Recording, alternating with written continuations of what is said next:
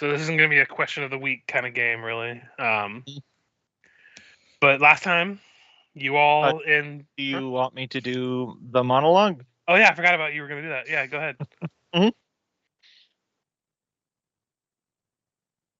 Cue the music. Yeah, I'm trying to. Music. The tabs weren't loading properly for a second there. Yep. No problem. Do you remember what it was called? L.A. Noire OST Temptations Part 2. Okay. Give me a second. I gotta smoke the cigarette for the mood. My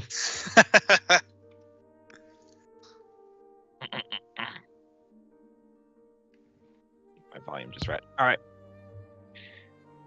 It blew in like a leaf on a windy autumn day. Murder case. Professor came to my door, needing help looking into a series of clown killings at the local college. Case like any other. So it seemed. Going down to the college, I met with Headmaster Turvin Shellstride, the most non-suspicious man I'd ever met, along with 4 strangers that were also assigned to the case.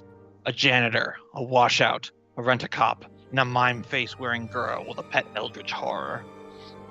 Not exactly a crack team, but I've busted harder nuts with less. The headmaster gave us a list of witnesses to the crimes and asked us to keep an investigation on a down low as not to tip our hands to the killer. Luckily, subtlety is a specialty of mine, so I began my investigation by immediately assaulting a kobold student named Squeaky. Little punk gave the game away, the name of his drug dealer, and my ticket into the seedy underbelly of crime, this house of collegiate corruption. My assumptions were proven more true when my cohorts returned, with info of underground gambling rings and the school nurse handing out opioids like cheap candy from a van. The whole campus stunk, and it wasn't just storm drains stuffed with glitter and rotting pies. Still, one thing stuck on my mind: the glitter. It was everywhere on campus, even more common than oral herpes, which 1 in every 2 adults have. I haven't figured out how it's all connected. The knowledge of this glitter is sitting in my stomach like a hunk of heavy grain whole wheat bread. And when it finally leaves me, I have a hunch it'll be just as much of a pain in the ass. While the others integrate with the student population, I'm trying my luck with the underworld by shaking down the drug dealer, Jimmy Juggles. Jamie may be a bottom-feeding, scum-sucking, drug-making, mother-cucking pile of crime slime, but he might just be the in I need to get to the dark dealings of this college. I'll get to the bottom of this mystery, or my name isn't Private Detective Willie J. Cox. I'm done. I loved Round it. of applause. Especially the heavy grain bread joke. Yeah, it was very good. I appreciate it. I'm also very proud of the line. Seriously, busted nuts. Yep, busted nuts with less. I like the long dramatic pause after it as you caught your breath. Yep. Well, you had to take a drag of the cigar. Another one I love is mother cucking rather than motherfucking. That implies you have sex with the dad. Yeah. I mean, we did make the reference at the very end there, like, I'm not interested. Yeah. So that was my bit. Yes. I do. Mm-hmm. So, let me put some background music. Back to our family programming. Is this the one I was using for the... Yeah, I'll use this one.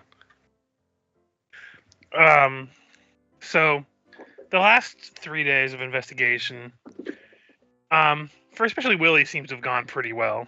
You found some information, though, as you arrived at college today, like, even for the clownery that happens, it's a little bit more animated than usual.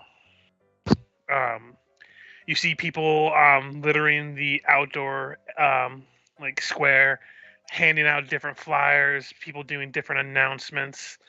The first ones to realize are probably Board, Norm, and Tassalara, and probably Dizzy Dan too, because you were probably briefed on it. So Willie, you're the only one that was not completely in the loop here.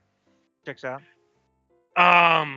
You forgot that next week is the official Spirit Week of college. It's where they have a bunch of different events planned. There's people recruiting for the different fraternities and sororities of the college. And just general plans of merriment and a break from the first initial week of college clownery. So you can get down to the fun parts of clowning. Have you know, good sir? I never forgot anything. I simply just never asked. But yeah, you see a bunch of different people kind of lined up. You see a list of different events being posted on this giant board in the middle of the what was this, the campus square called? The Central Plaza. With different like competitions, different team events to sign up for. There's like evening events, and then there's a bunch of people recruiting for different groups.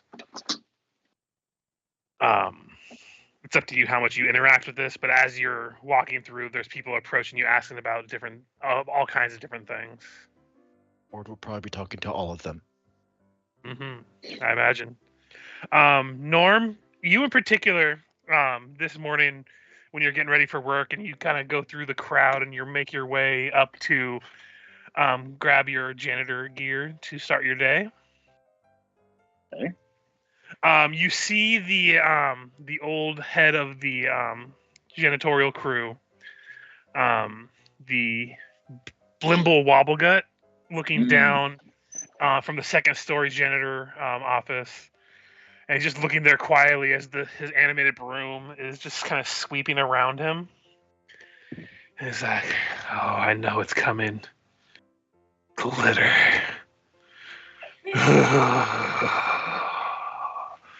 And he's just like in the dark, and just like the light from the windows, all that's illuminated him. Is he's like looking on, like he's just about to experience D-Day all over again. And you know yourself that the cleanup for this next week is going to be the worst.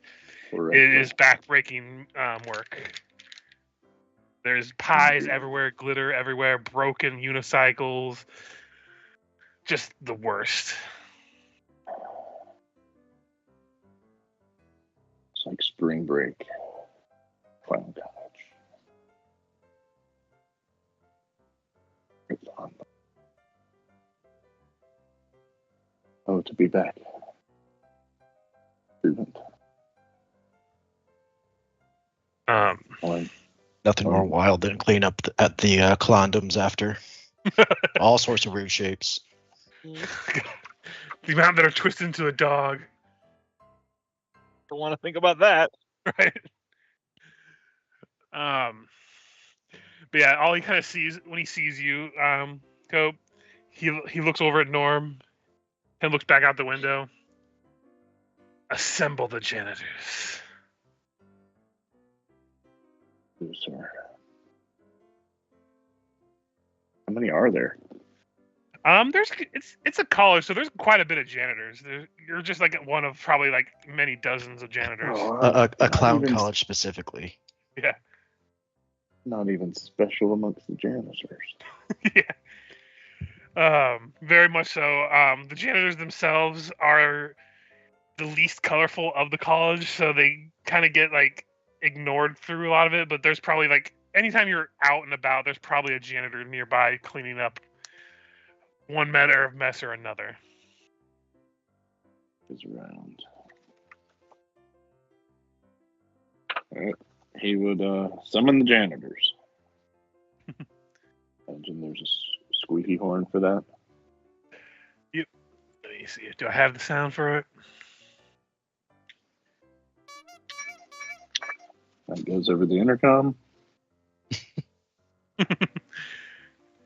Yep. And they all assemble. And you see like it's like, God, what was it? There was an episode of South Park where they're like Randy becomes a mall security guard for trying to sneak in to buy a PlayStation, and everyone looks like grizzled war vets because Black Friday's coming up. Mm-hmm. It's kind of that vibe from all of the janitors. It's gonna be a rough week.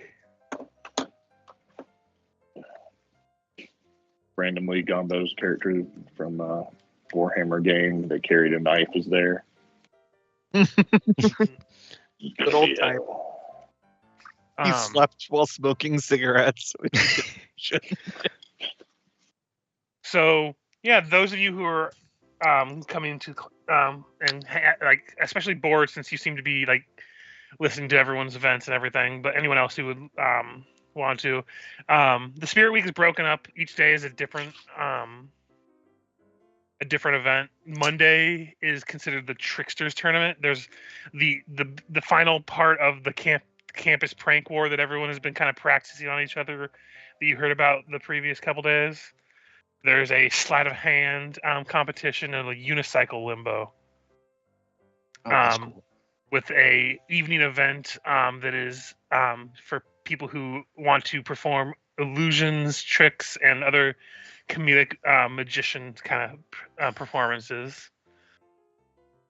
Tuesday is considered the Mayhem Olympics with the Pustard Kai discus, a slapstick obstacle course, a human pyramid race, and the clown gladiator games to cap off the day.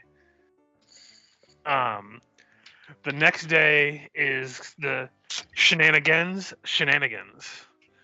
with the flash mob dance off, a balloon pop maze, synchronized nonsense, and an absurdist talent review at the end. Thursday is Flames and Fur Frenzy with a Ring of Fire jump challenge, a Furry Friends obstacle course, and a Roar and Soar contest to be ended with a Beast and Blazes spectacular. And the grand finale of the Friday is the Circus Chaos Clash. Not spelled with all K's because that would be problematic. With a campus-wide scavenger hunt, That would also spell Kirkus. Yes. A popcorn catapult contest, and a custard tug of war with a award ceremony at the end.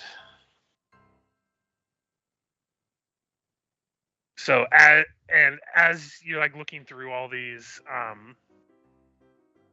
I can't do like what a speech of him what he would say about it, but you see the Flummery Figglefizz, the clowning professor, just announcing to the crowd like, "Oh, it's gonna be wonderful. Anyone can compete. Students, teachers, faculty. It is gonna be splendiferous." And he just has like he goes to like everybody to try to get people to sign up for every activity he can. You do find out relatively soon that attendance to the evening events is mandatory, though performance is not. Is there like mandatory fun? Yes. Is there like an associated pay bonus if I win, or looking over the paper? No, it's just for fame and infamy. Coughing. Yeah, fame and infamy. I feel like this is the episode or the book where Board would try to get a time turner. Want to attend everything. They're not being able to faculty and- resist. Not being able to resist himself, he'll sign up for the unicycle limbo. As you would. But yeah, it's a lot of things I described there. So at the beginning of each day, I'll let you know which ones are happening that day. If your character actually would compete or be near the events, you can just let me know. But that's basically this is like acting as like the sign up before the next week where it starts, basically. I had a character. I had a question for kind of everyone. Last time I remember you guys discovered that there was some evidence of people putting bets on something, and I was trying to remember what they were betting on. I don't remember it all. Yeah, I don't. I feel like if there. Did it have to do with the haunted room? Dizzy Dan definitely would have placed a bet. I don't remember this part. If there were betting being done. Yeah, something with students. I'm trying to remember. Hey, he doesn't care. He's a security guard. Who's gonna catch him? Him?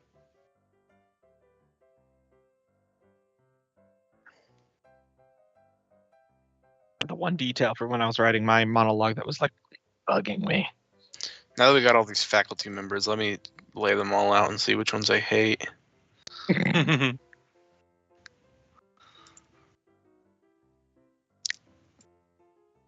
Yeah, nothing's coming to me about bets.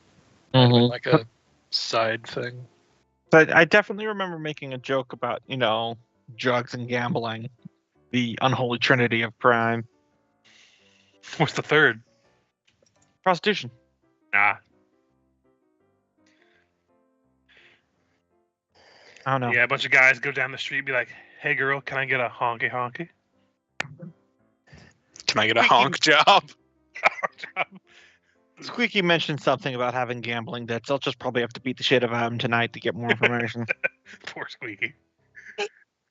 I knew someone was gonna beat Squeaky up when I made him.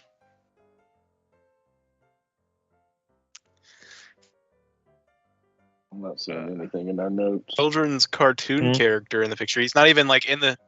I'm imagining it's like Amazing World of Gumball style, where he's not even in the same art style as the rest of us. He is just like a children's cartoon Blue's Clues character.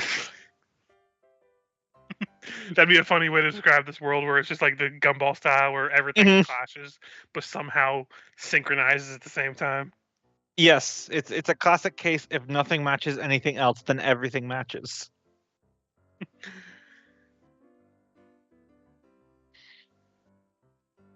So yeah, before we get to the daytime breakdown for today, one other thing that does happen is Board, while you're like looking at all the sign up sheets and everything, you feel someone slap you on your back really hard. He would look back and see who it was. You see Binky standing there with a tray of what looks like cookies. He's like, "Hey there, friend. You interested in joining a fraternity?" I could be talked into it. Tell me more, and he'd return the gesture by slapping probably even harder. Yep. You see the cookies jump up, and he has to like do that thing where he like stumbles around trying to catch them. He's like, "Well, I'll just have you know, the best fraternity in the college is my fraternity, Alpha Honk Omega. Our motto is honk first, ask later." That was out of character. That was Alpha Honk Omega. AHO. All right. Yes, AHO. Oh.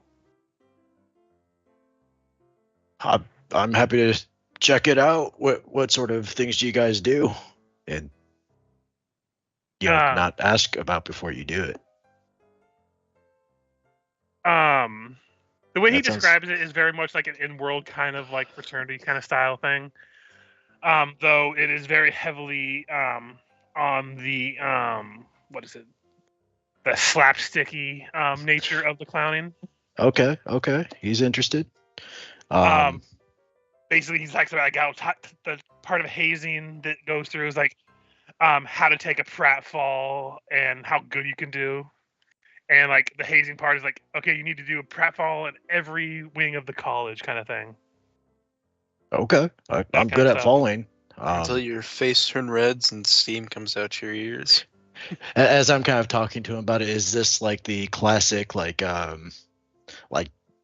not Dean's List, but like the Dean's Watch List and those classic like very much so. college movies? So like it's close to shut down, kind of like. But yeah, as he's talking to you, he does like, "Oh, by the way, I made these. You want a cookie?" Heck yeah, I'd eat it. Probably roll take me 2. a Constitution saving throw. Can do. Join our fraternity. Step 1, pratfalls every part of Stampus. Step 2, alcohol poisoning. Step 3, become complicit in a crime that you'll need to take to your grave. Okay, you feel fine. Most people freak out when they find out that's not weed. Wait, it's not weed? Why am I eating it then? What'd you name the clown Listen, college snurb? I'm Was it just gonna Blurb? tell you up front, bro. We do have a bit of an issue with sodomy. Clear, yes. I mean, like, what's the issue specifically? Let's just say we got posters on the wall. Of sodomy? Sodomy? No, that wouldn't help the problem at all. All right. The more you tell me, the more interested I am. Those posters in the prisons that are like, Mm. don't rape each other. Now I just think of Is that really the a one girl in poster? college that gets around. They call her the reverse clown car. Fuck's sake.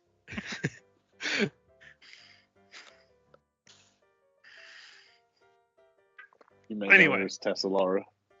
We had family values back in Mime Town, I'll have you know. So yeah, you feel fine after eating the cookie. It wasn't the best tasting cookie. But after he gives you these, like, anyway, next week you should find our fraternity. It's at the bottom of the O, over by Yo Mama. Okay, I'll be there. And then he walks away. Get a note of that. And for you, it is completely valid, as Yo Mama is the name of the street that has all of the fraternities. And when he says the bottom of the O of Yo Mama, it's literally the houses are laid out in the spelling of Yo Mama. Okay. Yeah. Oh, I thought we were about to meet a horrifying elder beast who was called Yo Mama, who was Oh man, I should have done that. the Yo Mama who was bigger than the house or whatever, the Yo Mama who was uglier than, I don't know. Well, You get now that. I feel bad because I didn't get that one. I should have done that. Man, that should be like a god for clerics in this setting. Yo Mama, Change that's good. Change the warlock one from the one who laughs to the Yo Mama patron. You said that was Binky Boinkerson that was okay. Also very realistic that Fraternity Row has a localized nickname. It's the exact same thing. When I was in college, they called it the zoo. Because it was a zoo.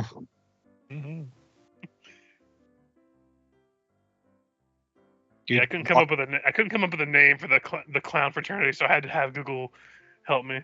Mhm. It was either that or Lambda Laugh Lambda, but I think I would fumble over that too many times. Well, my mom was mess in with that shit. Alpha Delta Pi, so I always said she just went to Alka-Seltzer Pi. Yeah, I didn't pay for friends in college, so I don't know anything about that. Yeah. Yeah, I didn't do any of that because they all seemed pretty asshole-ish. I founded an engineering fraternity, well, chapter specifically, not the full colony, but yeah, that was actually a fun chance to. That was a good time with my buddies.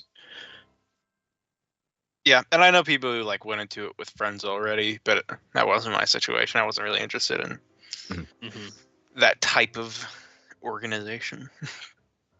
Yeah, if it wasn't me starting it with a bunch of my buddies, I probably wouldn't have rushed. Because I didn't rush. I never did. You took your time.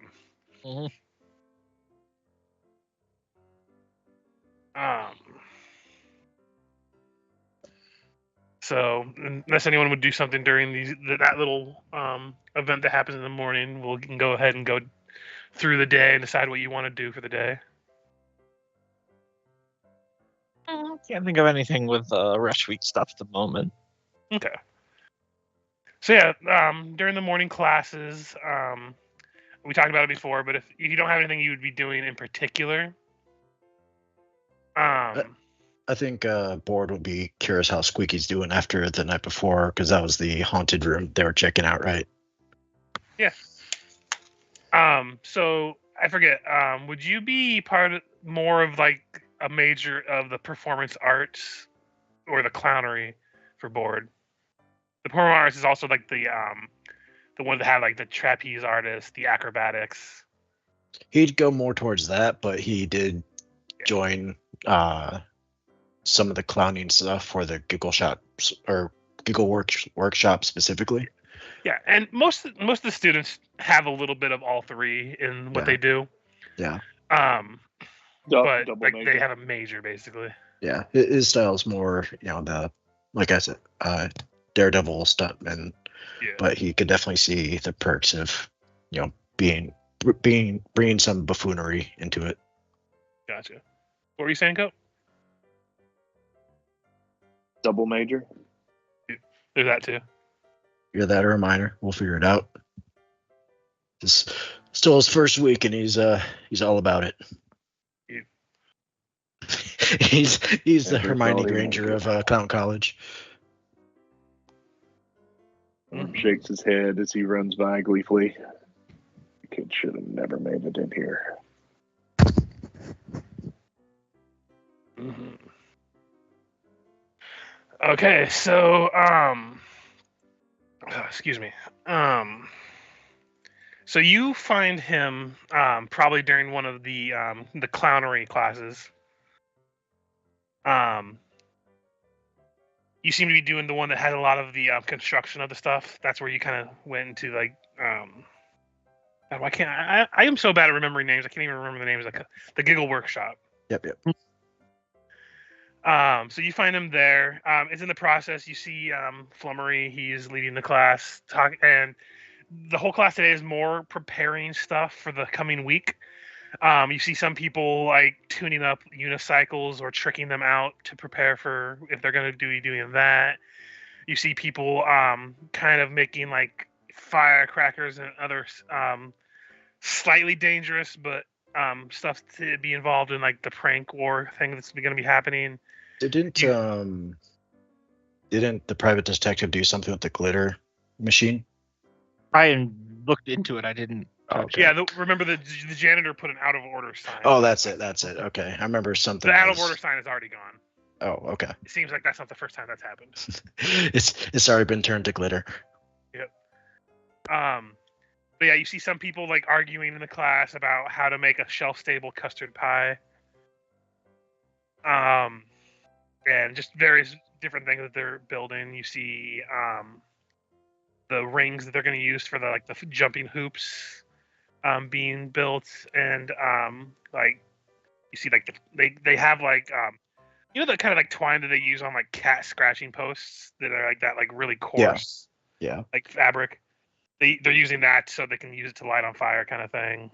Okay. What's his name? Squeaky himself seems to be working on what looks like a giant inflatable rubber chicken. Okay.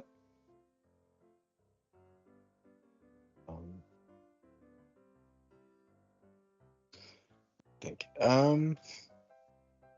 How's it like? So I'm trying to remember how things left off, because I remember Board had that slip, but then was able to play it off to some degree of saying it was putting the focus more on the like haunted room and all that, and how that played out. Refresh me what you're talking about. I know you went to the haunted room, but you were trying to play something up. So I remember when I was talking to him in the cafeteria and just trying to get some clues, and Board being what that lower intelligence just kind of outright mentioned meant something about like the rumors and the murders and stuff like that, and he freaked out at the mention of murders, like in the haunted room, and you guys went to the haunted room, and found out it was a couple of people invisible, kind of been doing things.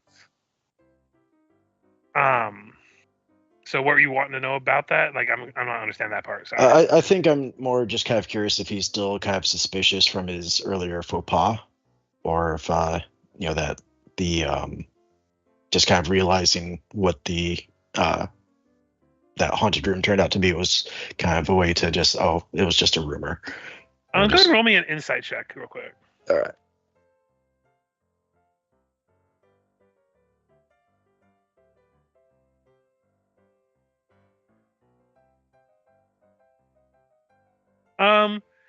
So he doesn't look quite as stressed out as like when you told him about the whole like possible murders and everything. Okay. Though he himself is just so high anxiety that like even if someone bumps his table, he kind of like jumps. Mm-hmm. It's like the comedic jump where when he jumps, his like feet come out of his giant clown shoes before falling back in. Kind of anxiety. Okay, and so I imagine anytime Board just like approaches him, it's typically from behind, and hey, and just that booming voice probably gets that reaction from him. Yep. He's like, oh god, oh hey, Board, just don't mind me. I'm just working on my chickens. looking great. Need help with anything, or you got it? Sure. And he has you like help holds things in place as he like uses glue to kind of like fix certain parts of things. He starts talking about how he's going to be participating in a couple things in Spirit Week, specifically the what is it? The Absurdist Talent Review. Oh, what's that about? I've there's so many things I want to do, but the name alone doesn't. What are your favorites? And obviously that one. Oh well, then he describes the Absurdist Talent Review. It's literally like if you have a bizarre skill, you performed with other people who have equally bizarre skills. Like for instance, juggling pickles while you eat them, operating a kazoo really or like the one man band kind of like with that like whole thing like they wear would be considered part of the Absurdist talents. Basically anything weird that wouldn't fit into a category of another performance. Okay.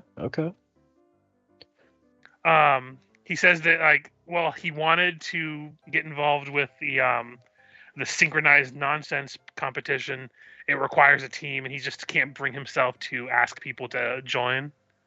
What's the specifics on that? Because I mean, if you're looking for a team, I'm down to join yours, or have you join mine, and I'll just drum up people. Can't believe you didn't say down to clown. He seems very happy that you suggested something about that, but he talks about how what it is, the synchronized nonsense. It's a team that performs about a minute-long routine of just nonsense, but like kind of try to like tie it in together, even though nothing about it's supposed to make sense together. Okay. So, and everyone kind of tries to like work together to make this absurdist humor group like event.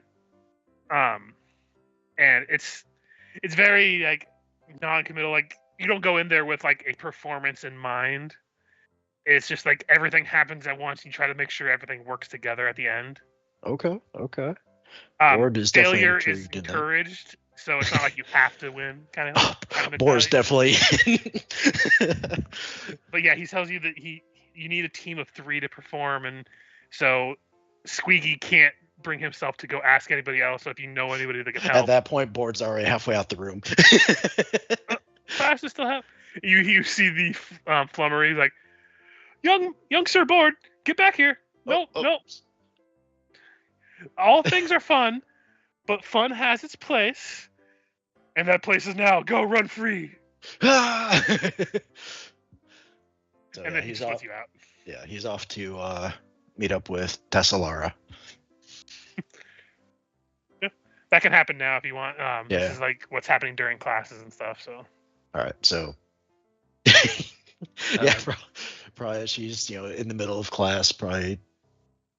I mean, he just kind of look for even the slightest opening, like not interrupt a professor in the middle of a lecture, but like if they're breaking apart, kind of doing their own thing, Board is totally just gonna walk up to her. Hey, so we're totally gonna do the out of character. What was it again? It's called the synchronized nonsense. We need a third for the synchronized nonsense. Are you in? Can I count on you? I'm not surprised you're doing that. It's not really my thing. But I believe in you.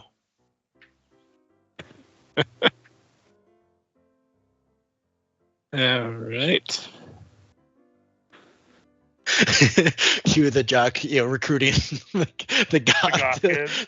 Yeah. So he's got the geek and the goth. All right. Yeah, he is that. I've seen this movie. He is the golden retriever yours. jock. Yep. Yes. All right. He'd go up for a high five, regardless of whether or not she delivers. I would buy a ticket to see the college friendship movie where it's the geek, the goth, and the nerd occasionally just gets rolled by a film noir detective for no reason. All right, we'll figure out the details later. Glad The you're on entire board. idea not to have any details.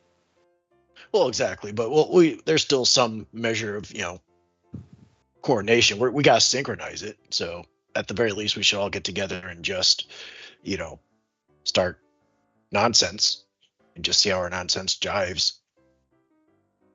All right, I'm off. And then he's running back to Squeaky. Tell him the good news.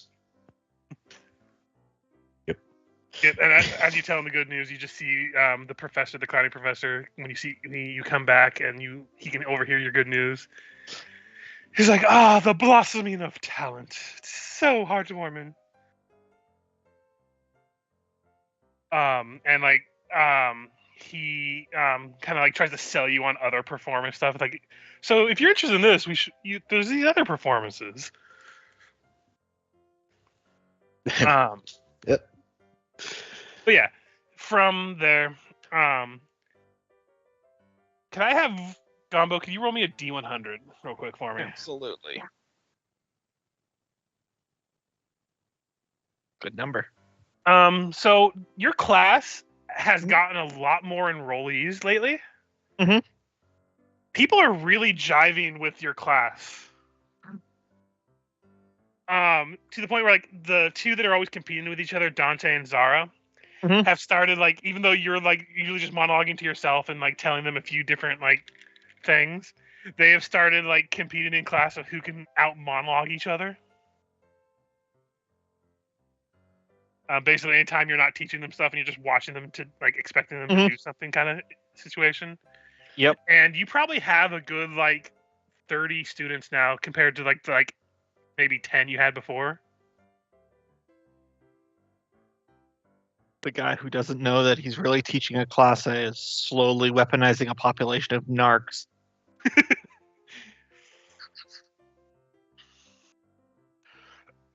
Oh yeah, that's right. You do have them kind of investigating the other student, don't you?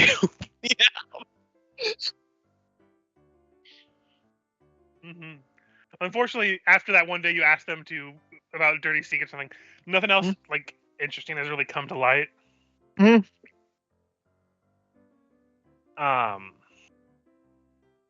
Yeah, the next day, or not next day, the next part of the day, is there anything any of you would wish to investigate, or any parts of this college, any people? You said all the events were next week, right? Yes. Okay. Like they're So there's- basically big sign-up sheets all over campus for each event, basically. Okay, cool. There was I was gonna give another monologue assignment, but it'd be just before the events, so I'm not gonna do that right now. Gotcha. Well, I mean, you can say what they're doing now, and you can have that be your action to investigate, so it can follow up the next time. I think I'm going to investigate the different clubs under the guise of cracking down on hazing. But really, I'm looking for evidence related to the Glitter murders. Gotcha. Ford would probably be investigating the fraternities. Fair enough. Just as much looking for something to rush as much as, do you think whether or not the murders might be tied to some sort of fraternal activity? I would like to go hit up with Jimmy Juggles and use him as my in to the collegiate underworld for all the dirty, under-the-table, non-curricular criminal dealings in this cesspit. Okay. I'm gonna bribe the local squirrel mafia to spy on Binky. Fair enough. Okay, That's why you don't mess with squirrels. You don't mess with squirrels. That's Fucking that episode of the Rick and Morty. joke, right? Where you hear squirrels having like the cruel Hispanic conspiracy. They had to flee the universe because they're too connected. Rick's like, you don't mess with the squirrels. Yeah. Oh, that was so fucking stupid. Like, it was just an intro gag. We were talking about episode. college. We got to keep in mind, these aren't the best squirrels we're talking about. These are squirrels that live on a college campus. So they're fat and they're lazy and they don't know how to survive. They just expect people to feed them. But at the same time, they're the ones that don't give a fuck about whether or not you're coming at them. Yeah. True. They really don't, and they will attack you, and they will throw stuff down at you on purpose. Yeah, they Pampered. go on and on about college stories with those fucking squirrels. So we got They a are. question. God, some of them were one so from everyone goddamn fat. else. Would Norm be investigating anything, or no? No, he's gonna lay low, or keep up his watch as he gets through his first day of Hell Week. Well, Hell Week starts. This is technically the Thursday of the week before. You have one more day, and then there's a weekend that we're just kind of gonna do like a tell me what you do during your weekend, and then we're gonna go back to the next week, basically. All right, he'll sift through each of the classrooms' trash. Gotcha. But I imagine that's too big of a task, so maybe one or two. Yeah, no worries. So I'll go ahead and start with Tassalara. Go give me an animal handling. Okay. As you are attempting to bribe. Very nice. So yeah, like Gumbo said, the first squirrels you find are just this like trio of fat squirrels that are like sitting on a branch watching everyone going out and about. As you approach them, you see one of them turn, and I assume you're speaking with animals when you're communicating with them. He's like, "Hey, what you want with us, young lady?" And you see one of the other squirrels slap him. "Hey, be nice. She's a nice lady over here. What can we do for you, sweetheart?" Sadly, all of us squirrels are from Italy or the Bronx. Specifically the Bronx. Yeah, they're waving their arms, and their tails are swishing as they're talking. Very animated. Don't you know the Bronx is where squirrels are from? Like that's all the other squirrels are diaspora squirrels. But yes, lay out the plan, who I want them to watch, since they probably don't know his name. But then offered him a big sack of peanuts. I love me some of peanuts. We will keep an eye on this Dabinky for you. And I have to know, are those peanuts? And like he looks at the bag. Yes. Good, you know how this works. He slaps the one that was like rude to you at first, like, "Luigi, go grab the peanuts." And just like slowly scurries down to kind of like won't leave the tree, just kind of like try to outstretch its like little hand to like grab the bag. These are unsalted. What kind of fool do you take me for? I was told On the his day of my father daughter's has, wedding. has blood pressure problems. I honestly half expected you to go with these squirrels, and the squirrels to be like, "You've come to me on the day of my daughter's wedding." I almost did as soon as I started doing the Italian accent. Yo. That's when we get Or into the could lean raccoon into- underground. We could lean into the fact that they're college squirrels and have them go, "Peanuts, you have any pizza?" I'm No, they looking don't for live in a French sewer. fries, pizza, Forget about it. spaghetti. Ooh.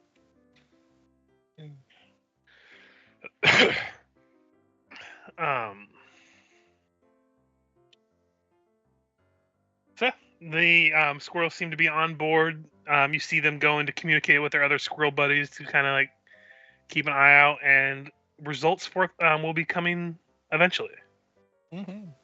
Squirrel time handles differently than normal time, after all. For board, you said you were investigating the fraternities. Yes. I think my approach is going to be, a potential, going from fraternity to fraternity as, a potential rush. And kind of, as part of like the talking and vetting, would kind of see the conversation as, oh yeah, if you're the best fraternity, then what's the biggest prank you pulled, and just to see if he could kind of get an idea of if any of them seem, in line with the sort of fatal pranks that have been taking place. Gotcha.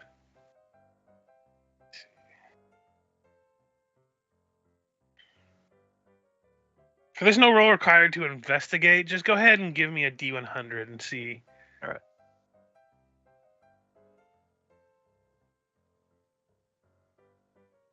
8.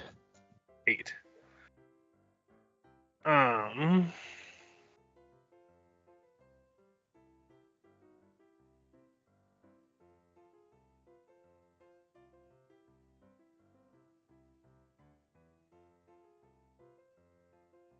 Okay, so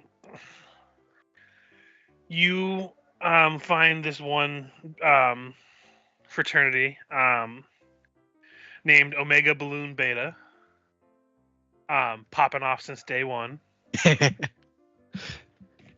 Do they all have pop collars? Yes. They are exclusively wearing polos so they can pop the collar. As my brother used to say, save a balloon, pop a collar. They talk about how they played a prank on their local supplier, Jimmy Juggles. That they snuck into the dean's office and left the love letter that he had left for the person he was trying to ask out there, so the dean would find it. How'd that play out? Any idea? The dean had to have a meeting with all of the students on campus, talking about how it is not polite to flirt with an elderly faculty member. Okay. And specifically looked at Jimmy Juggles, saying that Jimmy Juggles would never do it. Is this woke nonsense?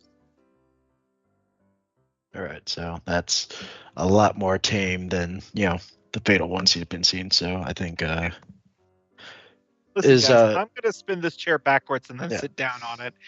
I just want to start by saying I'm flattered, but no. Like, this is inappropriate, huge self-confidence boost, but Completely illegal. but good to know I still have it. Mm-hmm. It's going to be very eventful with my therapist this week. But, no. And parole offer, sir. Yikes. So then, Dizzy Dan, you said you were going through looking at like the different clubs and stuff to see what's going on? Yep. Looking for anything in particular, or just like trying to get like the lay of the land kind of thing? I'm just like snooping. I'm asking kids questions. If they ask me what I'm doing, I'm saying that we're cracking down on hate. Gotcha. That's it. So I'm trying to figure out if anyone in those clubs are in the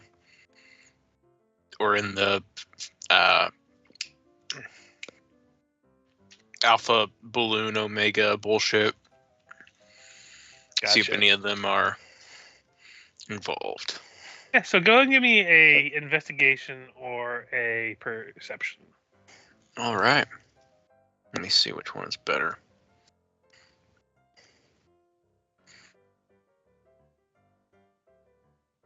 All right. Investigation is 1. Perception is 7. So we're going to go perception.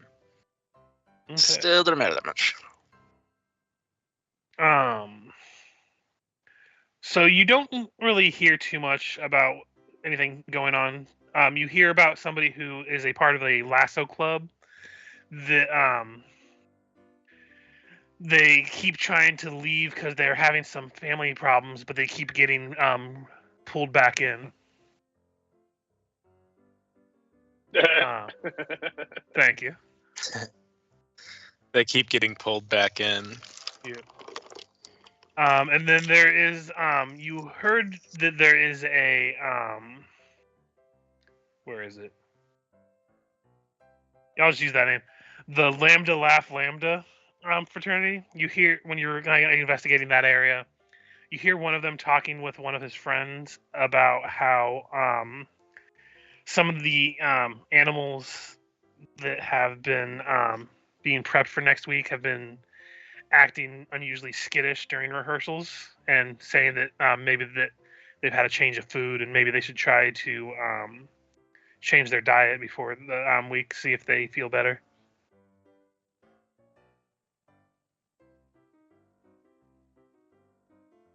But otherwise, you don't really pick up any other juicy tidbits.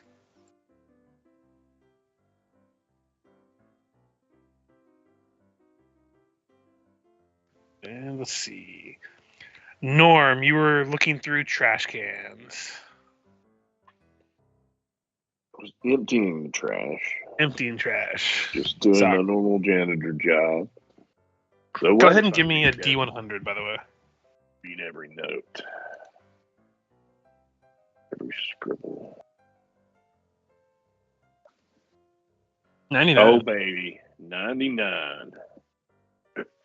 Touchdown ballet recital.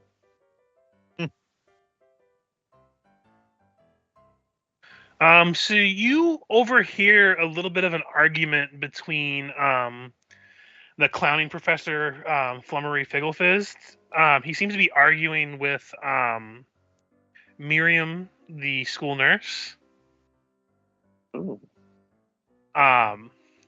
Do you try to listen in, or do you just try to like keep it like your distance? Oh, 100% I'm listening in. Okay, first go ahead and give me a stealth to see how close you get without being noticed, and that'll determine how much you hear. Everyone knows Miriam's on Oxy. Well, first of all, he would use silent spell. Subtle The spell. meta magic? Subtle spell to go ahead and give himself invisibility. Gotcha. So yeah, roll that stealth at advantage. Are you a sorcerer? Yeah, baby, bring it on. Stealth at advantage. Oh, that's good because I suck. I mean, that's still pretty decent. Mhm.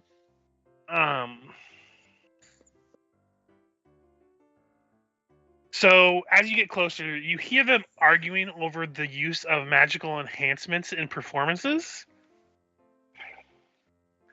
How do specifically, you clowns hear- feel about that? You specifically hear Figglefist being like, "Please, do you think this whimsy and magical humor comes naturally?"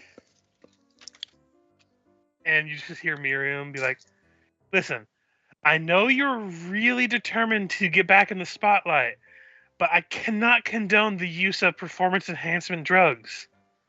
Do it. And he's like, "Look, just fill up the nose and let me get back to work." Motherfucker did not just tell me to fill up the nose. Yup. And you hear a little bit other stuff, but they are being pretty hush hush. So you're only able to pick up a few different things. All right. But as he leaves, you're still invisible. He doesn't seem to notice you. You see him like kind of putting his nose back on. Little bit of some pink powder that he kind of just wipes away. He's like, "Oh boy, I can't wait for next week." As he just like skips down the hall.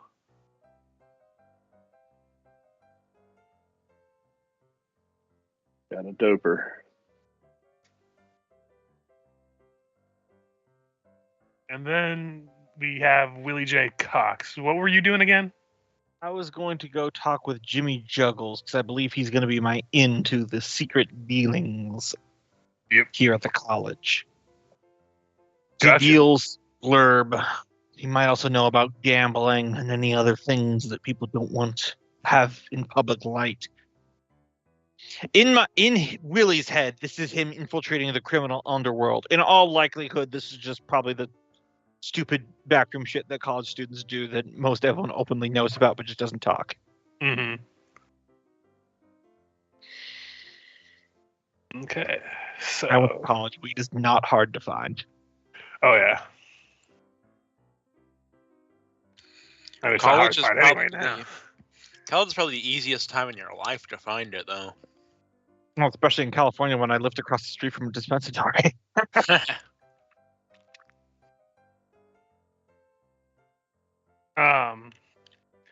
So yeah, you find Jimmy Juggles. I mean, what else? He's juggling in the middle of the quad. Mm. And he sees you coming, and he just keeps juggling. He's like, "What can I do for you, Professor?" All right, Jimmy, let's talk turkey. Take a drag from my cigar, blow out smoke. You've got your ear to the ground. You know what people talk about when they don't think other people are hearing. I want in. I'm looking for information and I'll pay. I mean, I know some people that might know some things. You want to head over there right now? It depends which people and which things. I don't know. You seem to be wanting to find out some information, maybe find some stuff. I know some people. I mean, what do you want? It's like he's being very purposely not saying anything. Mhm.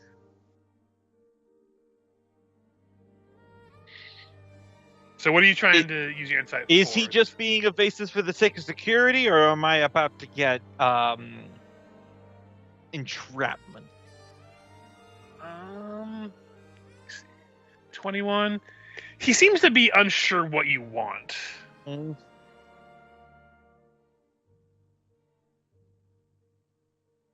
All right, Jimmy.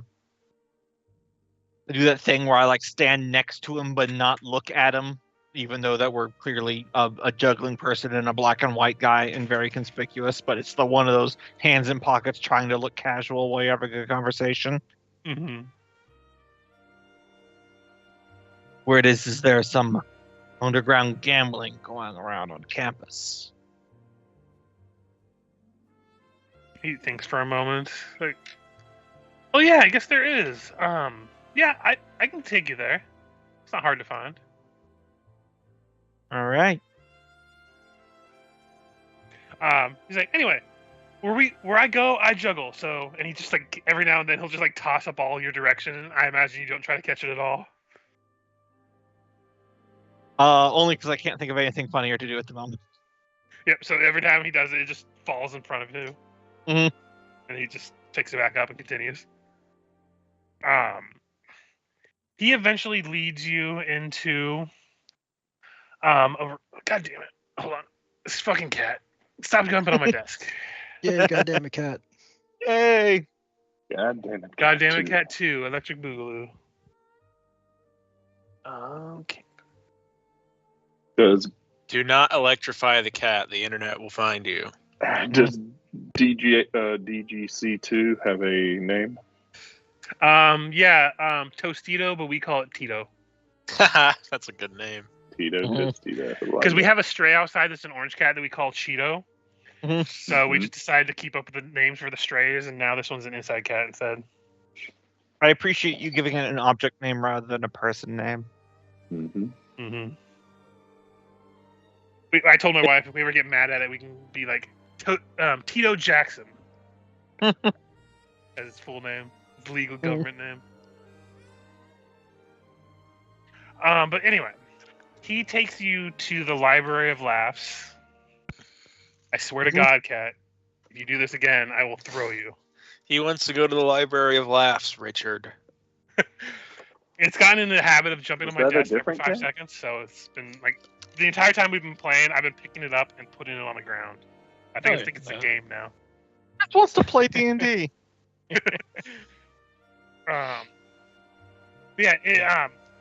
It takes actually quite a while because this library has the shelves move on their own, but they only seem to move in ways that either annoy or cause some kind of mild inconvenience.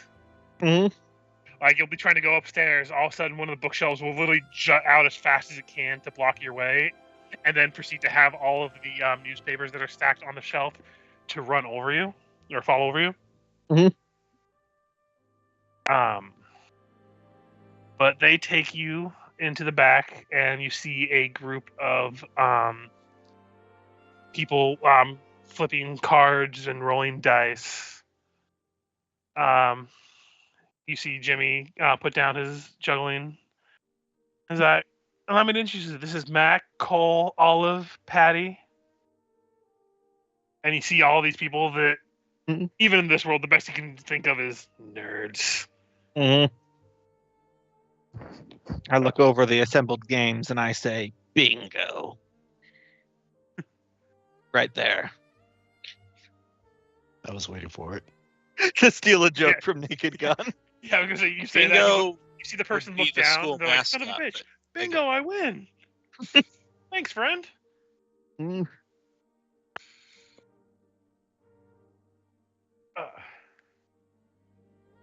But yeah, you see these group of people just playing a bunch of different, for lack of a better term, board games. Mm-hmm. But yeah, the one that wins bingo, and you see a bunch of people like take off a bunch of like you see one of them take off their clown shoes and pass them over. Another one takes off their nose and it put on the ground and it honks as they put it down. Mm-hmm. Like, I'll get you next time. God damn it! It's like, well, this is the gambling, I guess. This is if that's what you're looking for. Who's the bookie? Oh, we all just kind of like gamble with each other, like small gambling. You know, clown shoes, a nose, the deed to your house if it's a really good gamble. Anyone here ever take bets on some higher stakes games? You see one of them. There was a cooking contest a while back that I put money on. One of the competitors rubbed their steak in glurb. It was really high stakes.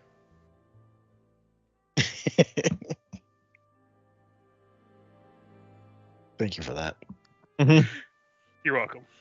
This is what my game is for. Okay. Yeah. I'm loving it. I'm going to appreciate everyone. I imagine you just stare him down at that.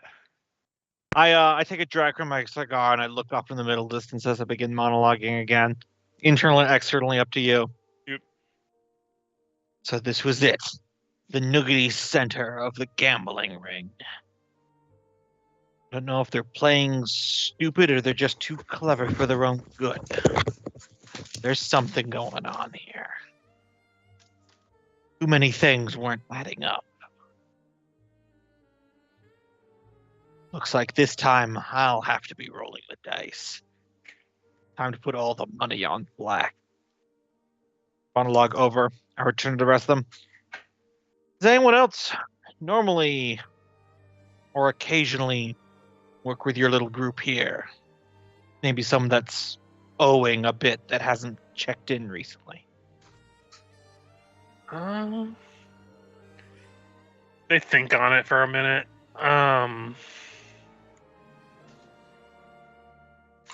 Well, I mean, the headmaster came in one time. He technically lost, but he said that he'd be back with the money. We asked him about it. He said he would never ditch out on a bill. Out of character. So it does go all the way to the top. Out of curiosity, I forgot. I'm sure we wrote it down somewhere. The names of the victims. Let me check the note. Murder 1. Yeah, victim automatic. And victim elevator. 2, elevator.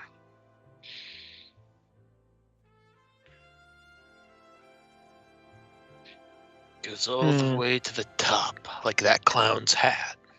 Mm-hmm. All right, I so really I'm wanted gonna to make a Doug Dimmadome character, but I withheld. 'Cause I could not do that fast talking that he does. Mm-hmm. I'm gonna do a persuasion Owner of the here. Dimsdale Dimmadome. Yep. Doug Dimmadome? Oh, Dimsdale Dimmadome.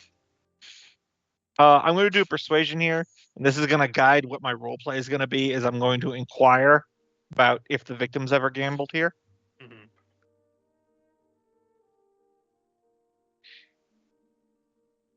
Okay. So this is me just trying to slyly. Yeah, I'll check in like with a few names of anyone who's normally, if they normally come in here. Probably some of my students doing due diligence, and I'll just slip in the names of the victims along with the rest of the list on an 18.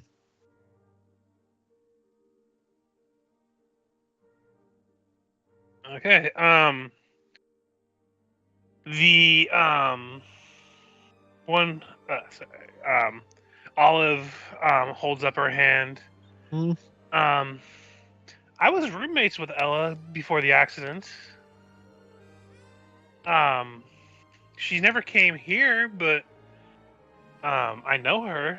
Does that help?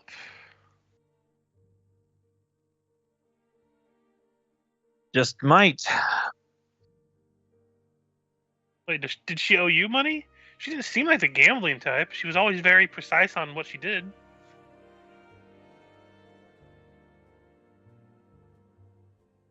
She owed me something, but it wasn't money. Look out the window. What can you tell me about her? She was very, like, I didn't hang out with her much. We just roommates. We came back to sleep after the classes, but she was very methodical in what she did. She was always very, like, compulsive of making sure to check every little detail before she performed. She spent a lot of time in the acrobatics department. She seemed to have a good rapport with Professor Flipwick. Gosh, I don't know much of her personal life, but she seemed just a well put together student. What happened to her was a shame. No one even came and cleaned out her supplies. They just had to be the faculty had to come and claim everything. I assume they were just making sure that she didn't have anything that could have caused an accident, but I don't know.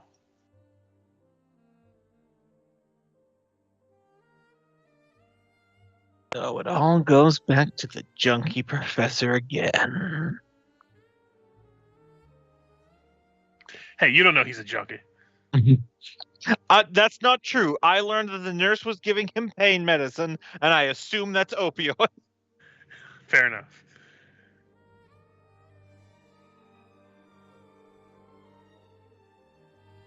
But yeah, other than that, you don't really get too much out of this, other than them offering to play a game with you. I would like to place a bet on the winner of the the organized shenanigans competition. Mm-hmm. Rank games. Let's Are you betting on board? I'm certainly on board. Ha. What do you put up as the bet? It doesn't have to be money. You can just bet whatever you want. My organ donor card. Okay. If you win, I'll tell you what you get from them then. Very good. I leave to the library by myself, smoking a cigar, beginning once again monologuing. All the points are starting to add up into a magic eye painting of corruption. Drugs are definitely in play. The gamblers know more than they're letting on, maybe more than they know. There's only one angle left. The third of the whole unholy trinity of crime, prostitution. Something tells me those ones in there don't know anything about that, though. Knowledge of the headmaster is disturbing, though. This thing really is corrupt to the core. And that's my end. As you're monologuing, Jimmy is just walking with you. He's like, so you're more than just a teacher, huh?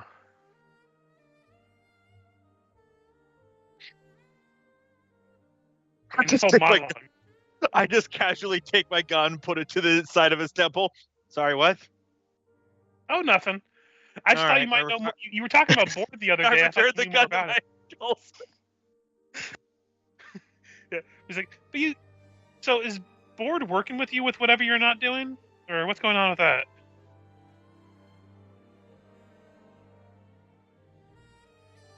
Because you brought him up the other day, and I just wanted to know if he was asking about me. You're asking some really hard questions there, Jimmy. I don't know if my memory's clear enough to be answering those. You want some glurb? I mean, that's not usually the best for memory, but it seems like a shakedown. The whole memory's fuzzy thing is the classic "if you bribe me" thing. That's why he's offering you glurb.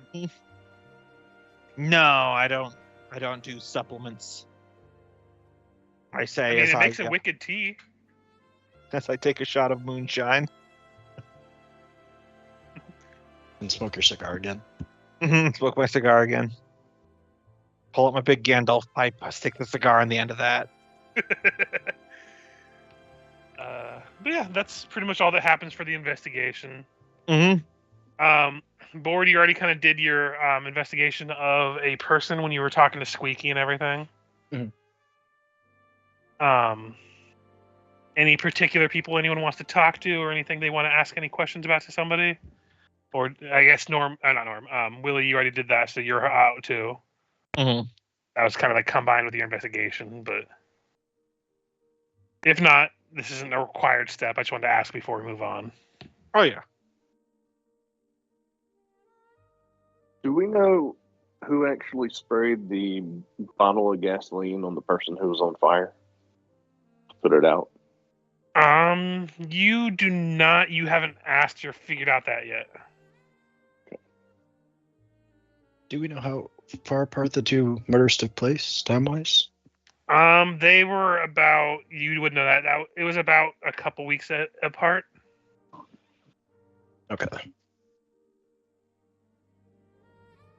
Norm would ask his janitor boss in passing, who had been the one who unfortunately picked up the bottle of seltzer that ended up being gasoline, sprayed it.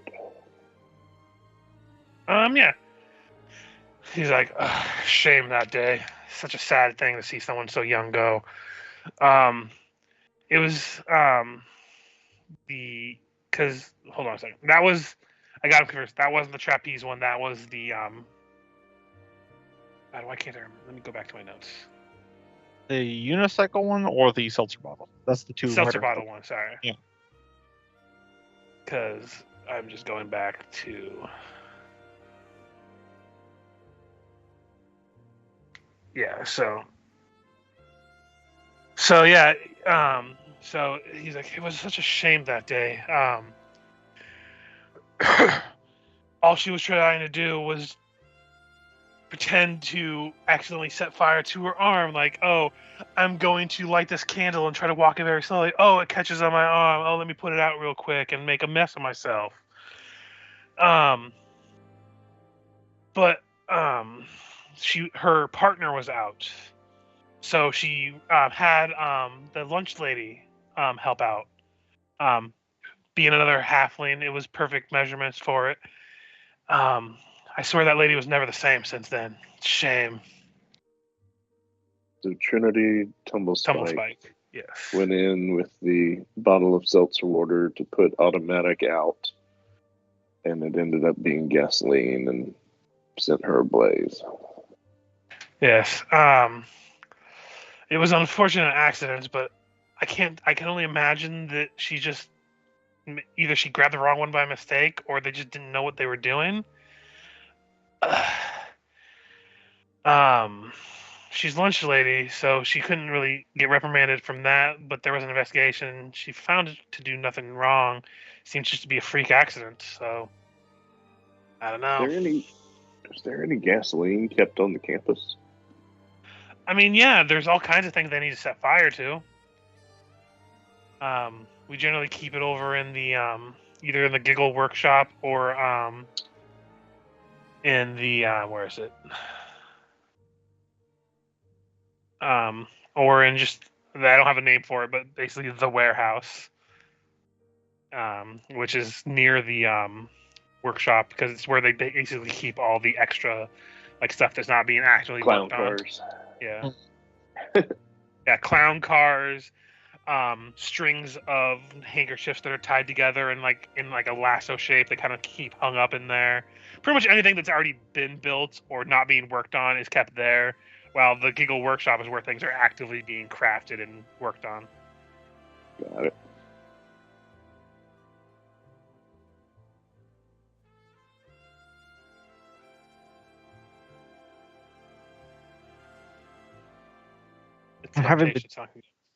I'm having the damnedest time in this campaign where I'm supposed to be a bad detective, but the real life me is trying to figure out the mystery. So I keep thinking of smart things to do for the investigation. I'm like, no, Willie J. Cox would be chasing down an entirely different lead right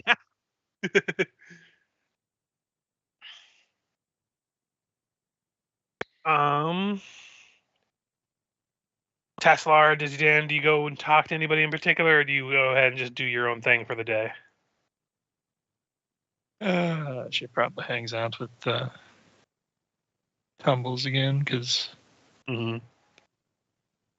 sure she's got something planned for the prank war, and also talk about Board and Squeaks wanting her to help with the synchronized nonsense. Mm-hmm. As you do. Mm-hmm. Give me 1 second. Just halfway forgotten about investigating her.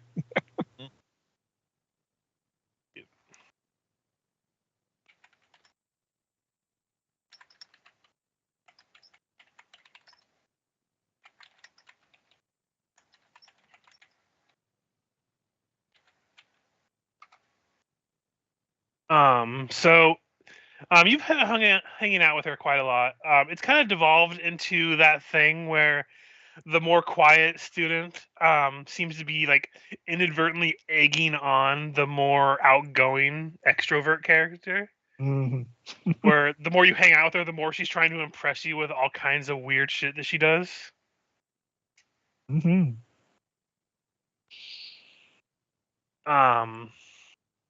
You do eventually come to find out that she does have a pet rat that she has all with her all the time, though oftentimes hides in her big poofy outfits. Mm. She names it affectionately Cheddar Bay Biscuits. Cheddar for short. Ow. Fucking cat.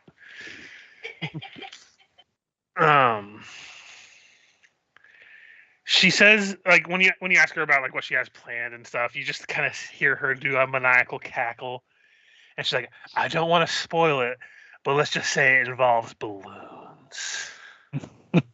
As you see her blowing up a balloon after she says that, and kind of like rubs it menacingly.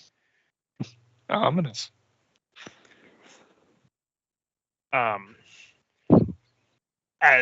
As she does have some minor spell casting, every time she's blown up a balloon, she casts like the prestidigital equivalent of casting helium. Whatever that prank is, it's gonna blow. Mm-hmm. Other than just like hanging out and her just like kind of like planning for something with the pranks, because yeah, obviously she's gonna be part of that. She doesn't. You're getting the sense that she doesn't really do much other than like go to class, do the pranks, and then spend time with you. She doesn't seem to really talk to many people. Seems that her pranks have kind of alienated her from even like the whimsical nature of this college. So having anyone to talk to seems to be pretty enjoyable for her. Mm-hmm.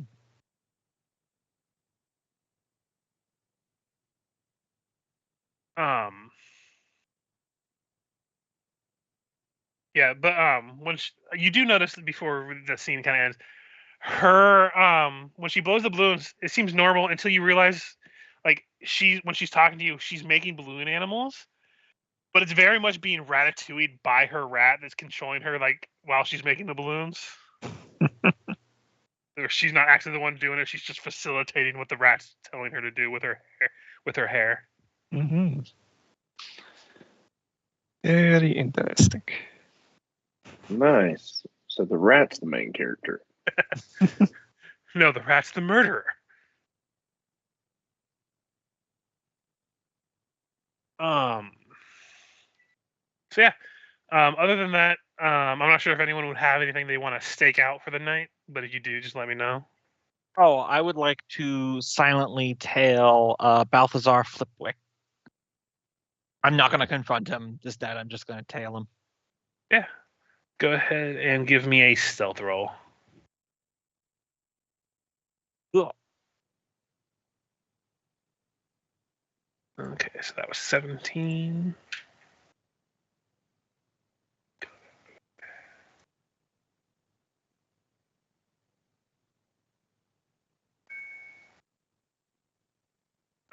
So you're just like kind of following him, kind of seeing where he's going during like the end after classes and everything. Yeah.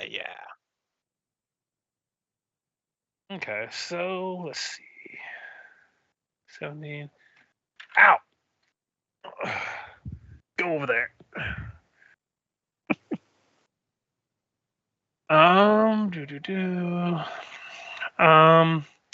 He seems to be pretty cheerful as he's like walking down wherever he's going.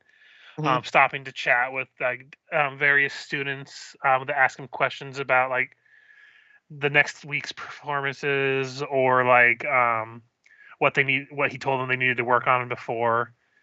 Always does a very hearty like booming belly laugh where he like slaps his stomach when he laughs, kind of thing. Mhm.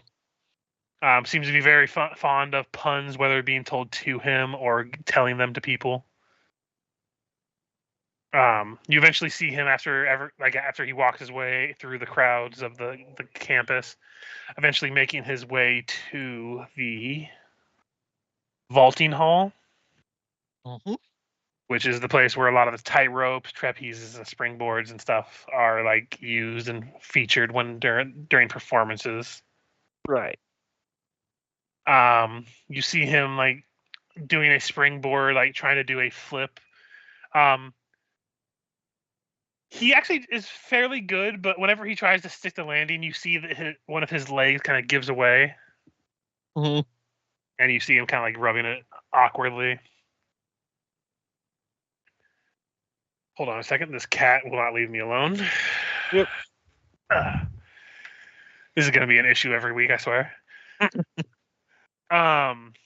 He eventually goes from there and walks down a path towards the Hall of Heroes, where he like looks down the line of different like portraits of acrobats, kind of sighing before seeming to head home for the night. Doesn't seem to really be doing much today. Gotcha. Yep. I'm not gonna confront or engage or anything like that. No point. So I would like us to have a investigation team round robin to share what we've come up with. Mhm. Because when we're all together, as soon as we all sit down, the first thing Willie J. Cox does, all right, after an intensive search, I've successfully found the base of operations for the underground gambling ring. What? Was an underground gambling room? Yeah, in the library. How is this I think- tied to the possible murders? All crimes are connected. Yeah, they bets on everything. Poker, dice, offices and bingo? workspaces, What are the bingo, wagers? clown shoes, houses, one organ donor card. That's very specific, especially that One last one of them was playing tight ropes and tunnels. I was trying to think of what would be the fantasy equivalent of Dungeons and Dragons, and I was just like office workers and managers. Right. Well, this is a clown one. It has to be tunnels and tight ropes. Shoots and ladders. Shoots and ladders. There you go. I'm Correct. still putting the Stand pieces bosses. together, but it does appear that the headmaster owes a gambling debt to the ring.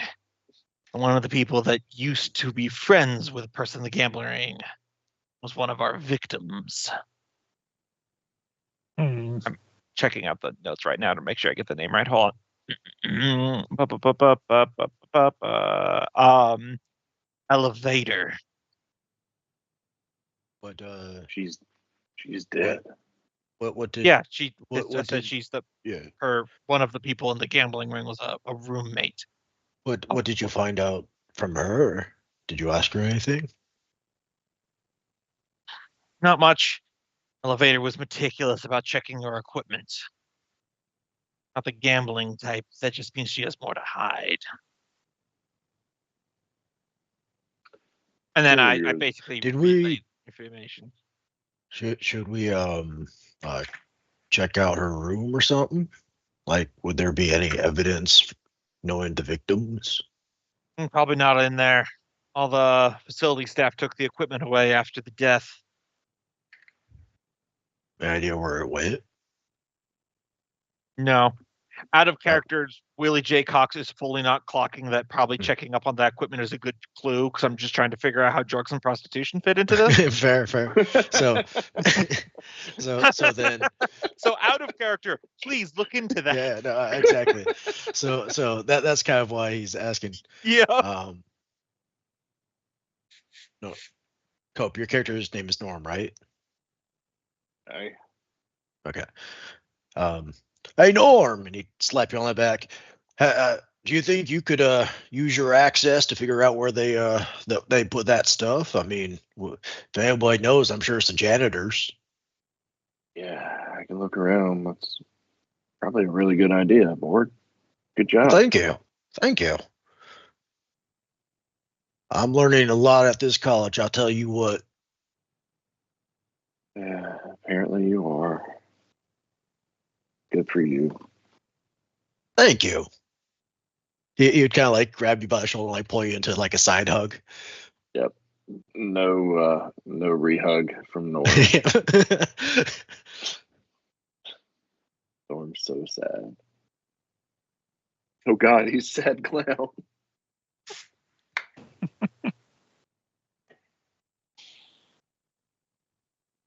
So, what other things are we looking at? Do we know anything about the Trixie? She's got stuff planned for the prank war, but I don't think she's the murderer. Do you think the prank war? Do you think that might be the next victim time? If there is going to be a next victim, I don't know. Seems a good time. There'd be a lot of chaos going on. I feel it in my nuggets. Someone's gonna die next week. Is that a threat? Do you often No, it was a statement.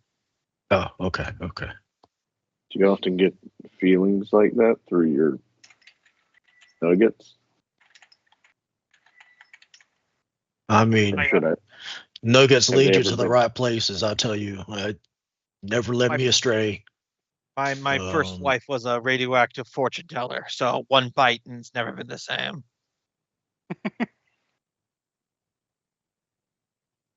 I did learn that for Automatic's Burning Death, it was Trinity Tumblespike who sprayed the seltzer water, the gasoline on her to try and put her out. And it appears Trinity Tumblespike was a substitute for Automatic's normal partner. I don't know who that normal partner is.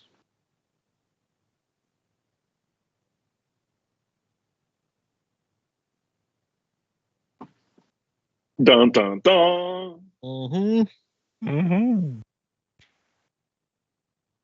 The real question is how we figured out how the glitter fits into this. It's everywhere. You would not believe I've been cleaning it all day. Is there anything like unique about the way glitter was used in the murders, or is it just that glitter was used in the murders? No, just glitter is everywhere. I feel like that's a. Well, yeah, that's what I'm Everything saying here. too. I mean, You know, Glitter killed we- the second we- victim. we made note that yeah, glitter's involved with the murders, but it seems like so was air, right? There's air everywhere. You don't bother mentioning that. I don't know. It's just You're something right, my Gord. nuggets are telling me. Well, you got the in and the drug ring there, so I'm sure that will tie into the glitter somehow. Yep. All come together. And so, think there's more crime going on? Oh yeah. Like what?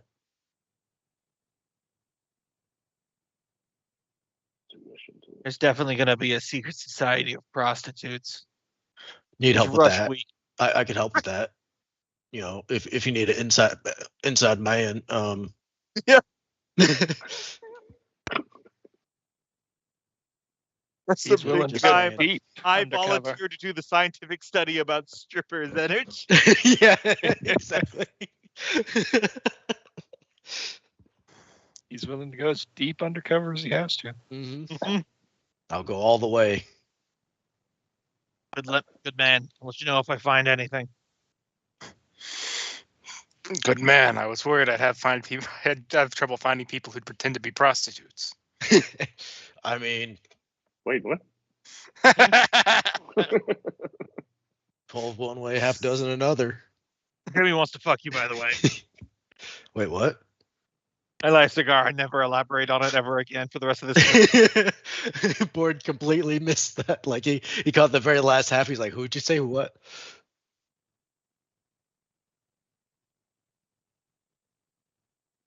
Did anybody else catch that? Because like, what? Catch what? Does anything else happen in this meeting, or is that kind of like the tail end where it kind of leads off at that? I think that's just the tail end. Yeah. Okay. So I need to use the bathroom, so let's go ahead and go take a bathroom water break real quick. Yep. I'll be right back. All right. I also will be right back.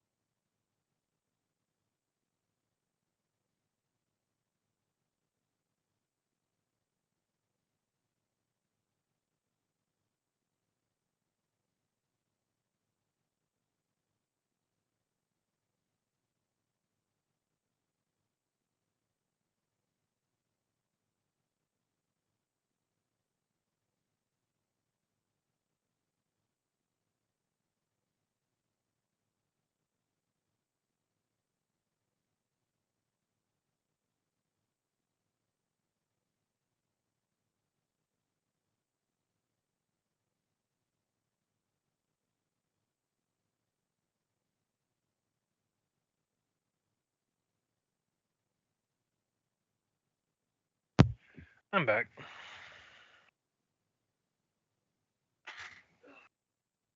Mm-hmm.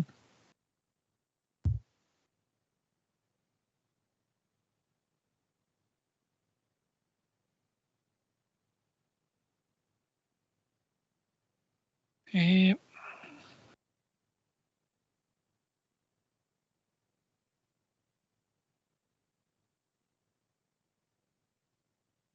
Oh, yes, he's back from outer space.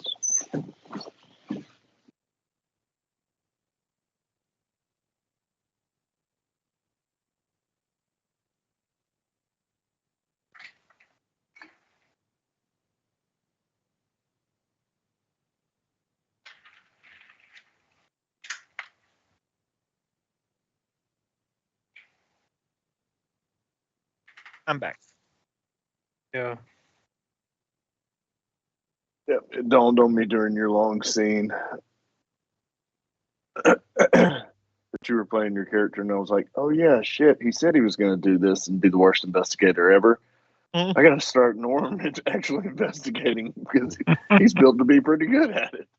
Look, if half the clown college isn't dead by the end of this because we're just terrible investigators, I mean, the one with We like missed the 8 intelligence seems to be just his sheer intentness to explore things seems to be what's driving most of the investigations at this point. I'm having the exact same problem I do when I play Disco Elysium, where you're supposed to just fuck around, but real life me is like, but I want to solve this Mhm. puzzle. I want to put the pieces together. So I would love it if by the end of this, Willie J. Cox is fully out, like exploring tangents in left field about crime, and then it comes down to the killer's getting away, and I just appear from behind a door with a gun. And I'm like, it's all about the gambling debts, the prostitution ring, and Richard's like, damn, how did you know? It was all about that all along. Also in this scenario, the killer is Squeaky. it. I mean, Ford is totally like being his best is effectively adopting him as his best friend. So, you know, he's effectively keeping Squeaky on 24-hour surveillance at this point. Just by him just living his college life. Cut to I love how Squeaky he's coming just, in. what was that?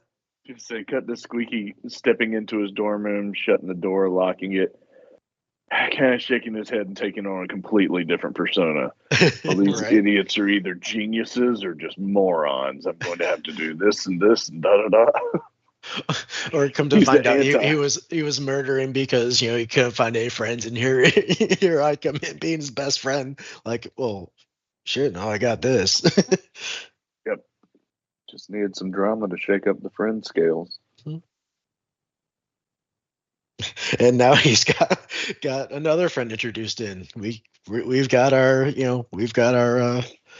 our college movie. The Scooby Clan is together.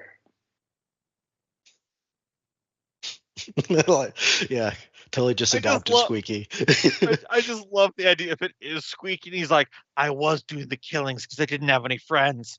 But now I do have friends. So I don't need to be a murderer any and then just really just shoots in the head. Well, you confessed.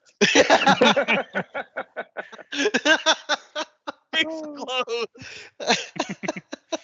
It explodes into a puff of glitter. Justice has been served.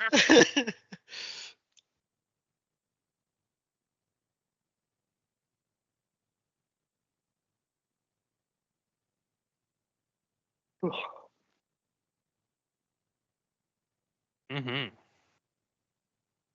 I haven't heard from Michael in a while, so I'm not sure if he's back. yeah, seems like if he's not muted, that he is the last one to return. He.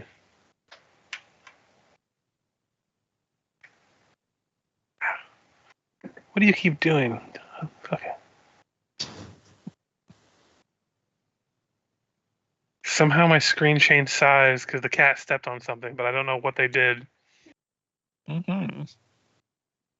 That was a zoom-in feature on a lot of OSs and browsers. I but figured it out. You need I to went call to an the exterminator. Zoom. Oh my god! They literally just jumped off the desk, jumped back on it, and then jumped off, and then jumped back on it.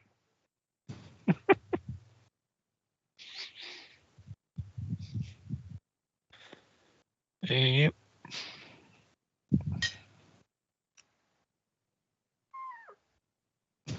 There he is. Or you're gonna probably have to handle this. It has a turd on its tail. Oh no.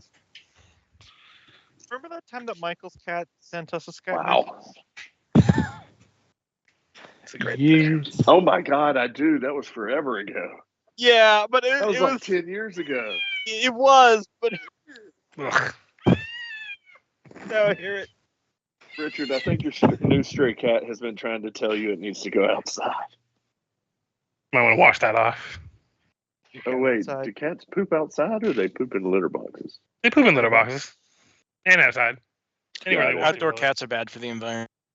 And for them too. Yeah. They die a lot more often when they're Mhm. outside for sure. Yeah, bad for them. There's also cat flu or something's going around, I heard.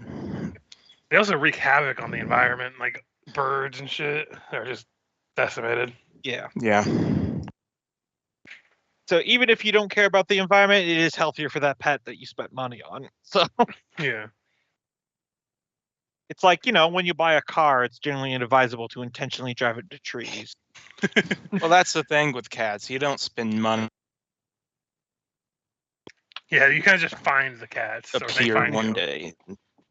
You end up living with them. Yeah. That's happened End up pretty much every animal tolerating I've you. gotten. Mm. The only exception is the first cat I got. My wife wanted a cat, and then I'm like, oh hey, this cat technically belongs to our neighbor, but they have a kid who is abusing it, so I'm just gonna take it and just pretend that I didn't. Mhm. Did they ever confront you about it? Or notice?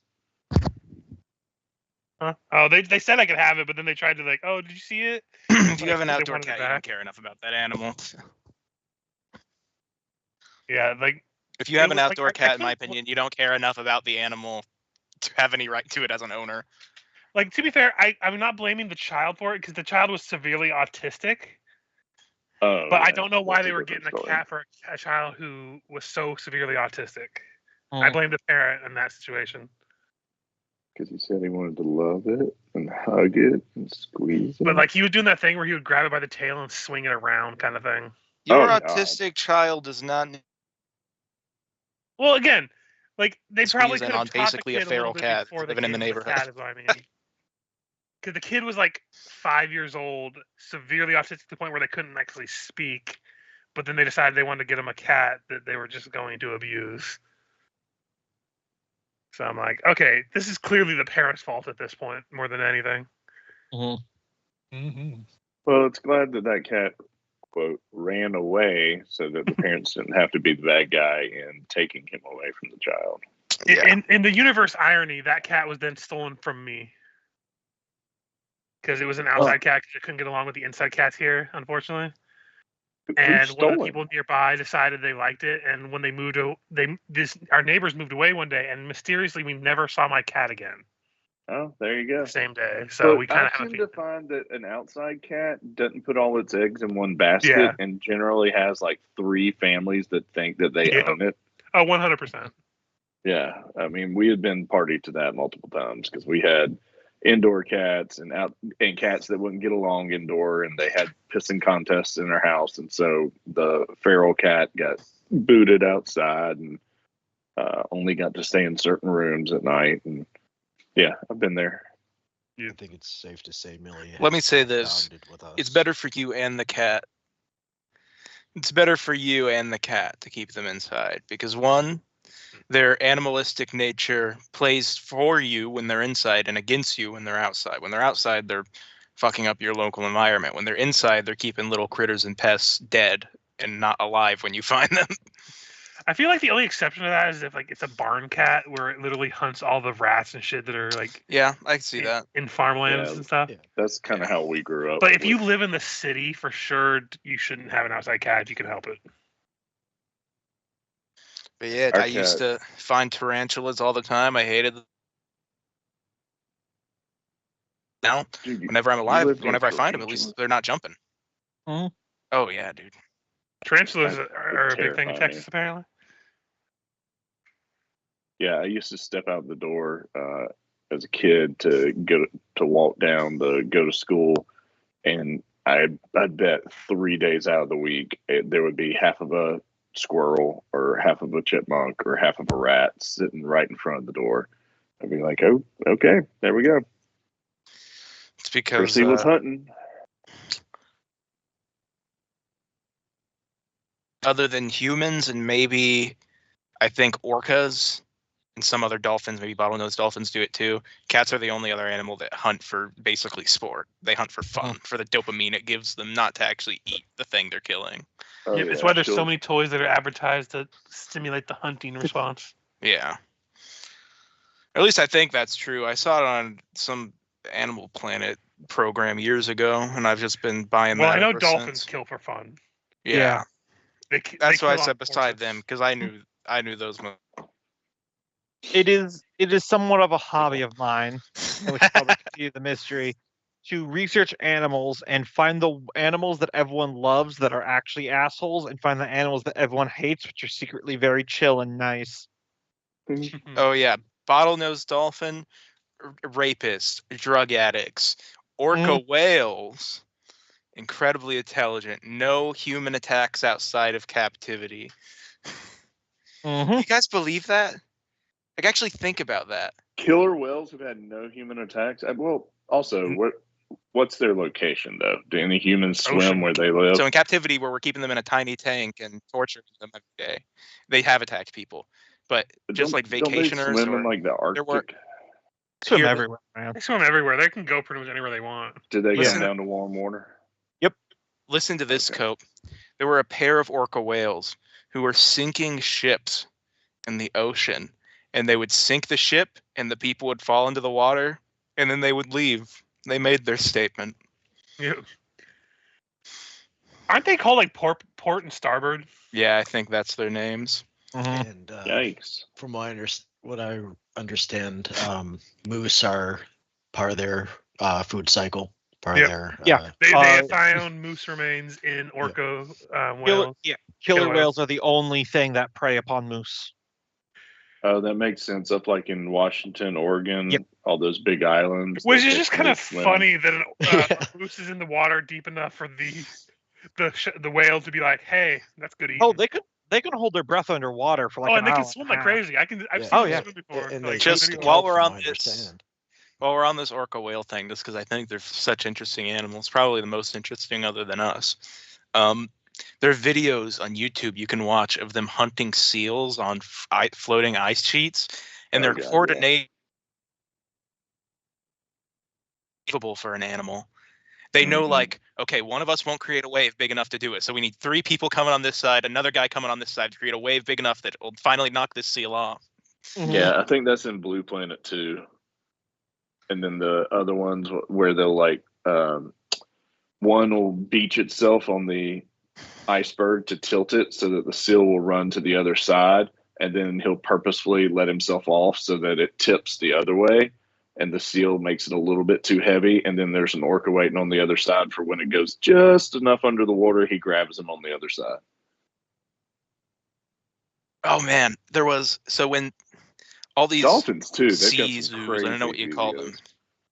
When they were out capturing orcas, when that was a cool thing to do, and you didn't get a bunch of public backlash, they have to get the babies. You can't take a full-grown orca whale and transport it. But the orcas learned that when the humans show up, they're going to take their babies. And so they created a diversion group when the humans showed up of just adults, of just like the moms, I guess, while the babies go the other to prevent the babies from being taken away. It's Wow. crazy. They're incredibly intelligent. Yeah. Of course, us humans had a helicopter, and we saw their diversionary tactic from the air, and took their babies anyways. Stupid animals. Stupid fucking orcas. That was a 180. It's kind of like grizzly bears in California have generationally learned to fear helicopters. Yep. Because every time You should- a I feel bear, like humans should generationally learn to fear helicopters. yeah, but it's interesting because every time a bear ever hurts a human, not even kills, just hurts a human, the Forest Service would get in helicopters with elephant rifles and just track it and snipe it from the sky. So bears have just been avoiding attacking people in Northern California because they know that the sky beasts just kill them instantly. Mm-hmm. But like, think about it. What's a situation where someone's getting into a helicopter where it's a good thing that's happening? Aerial evacuation to the hospital. Joyrides going That's a on, bad right? thing. That's a I bad don't know. thing. I just know that polar bears are now breeding with grizzly bears, Oh, I got Yep. one. and that is terrifying. Mhm. We Those have it coming. crazy people ride the helicopters up to the top of the mountains so they can snowboard down. Nothing bad about that. Spoilers, we're not going to have polar bears for much longer, so they have to figure something out. I mean, But just the aggression of a polar bear in a grizzly bear size Mhm. Yeah. doesn't sound great. I mean, that's one way to survive as a species, though. Just get angry. wait, I thought the polar bears were bigger than the grizzly bears. No, grizzly bears Grizzly are bears bigger, are bigger. They're meaner. but polar bears Polar bears are more significantly aggressive. vicious. Yeah. Grizzly Yeah. bears Polar are bears dangerous. are opportunistic. Polar They will bears are kill huge anything to eat too, it. right? Oh yeah, no, a bear's a bear, my man. Yeah. But grizzly bears are comparatively bigger, and So, despite pop culture, they are a little bit more laid back. Still very dangerous, obviously, but they are more laid back than people give them credit for. They generally want to just be left alone, and if you give yeah. them an opportunity to do that, they will take it. So a group try to kill you if you get near its young ones or its, breeding season, something like that. A polar bear will 100% try to kill and eat your body every time. Mhm. Yeah, it does not give a fuck. Even if it knows the danger, they're like, but that's good eating right there. Mhm. They're survivalists. Like, what I was just it? thought Like, they were the there was a biggest. story someone was telling, like, there was this guy telling a story about how he was on a polar expedition with some other people, and a polar bear got sight of them, and when they got stuck on a floating piece of ice, and all they had to do was they just had to watch the polar bear just go from one piece of ice to the next as they slowly approached them, and then just took one of the researchers and dragged it into the water. Oh, Jesus. And they just had to watch that shit. That's why they all carried guns. And that, in, my polar friends, is why expeditions you then. carry a gun when you go into That's bear what country. yeah. They started carrying a gun immediately after that for any like polar exploration. I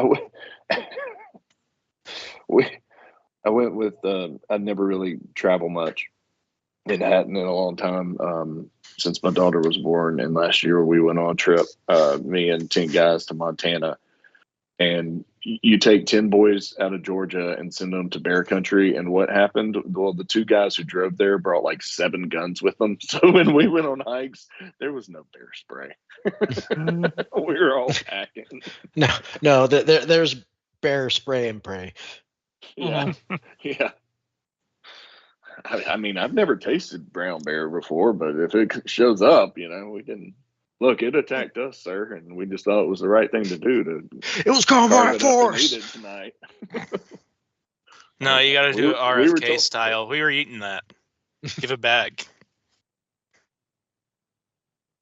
Told we could stand our ground. Told you we can stand our ground against man and bear. That's in the Constitution. Bear arms right there. Bear arms. Do you like I'm gonna name this session the Bear Facts? All right, mystery time. Zoology class. Listen, I love talking about animals, but that could easily turn into a multi-hour affair for me. So, Oh, yeah. Yes, back to the game. mhm. It is Friday, the last day of the week of the first week you guys have been investigating.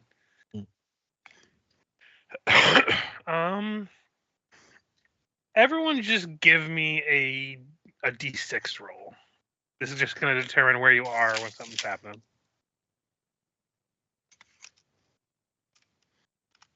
Nice. We're all getting different ones. Board and Norm. Okay, so Dizzy Dan and Willie J. Cox.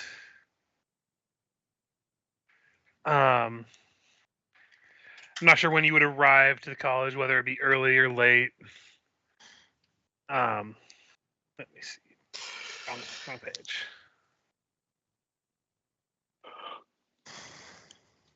Oh, I'm definitely sleeping underneath my desk. Just telling no one. Sir, you aren't supposed to smoke in here. So you're out, both probably, in or around like the main congregation area. Mhm. And you see a cart, on the top of like a smaller hill.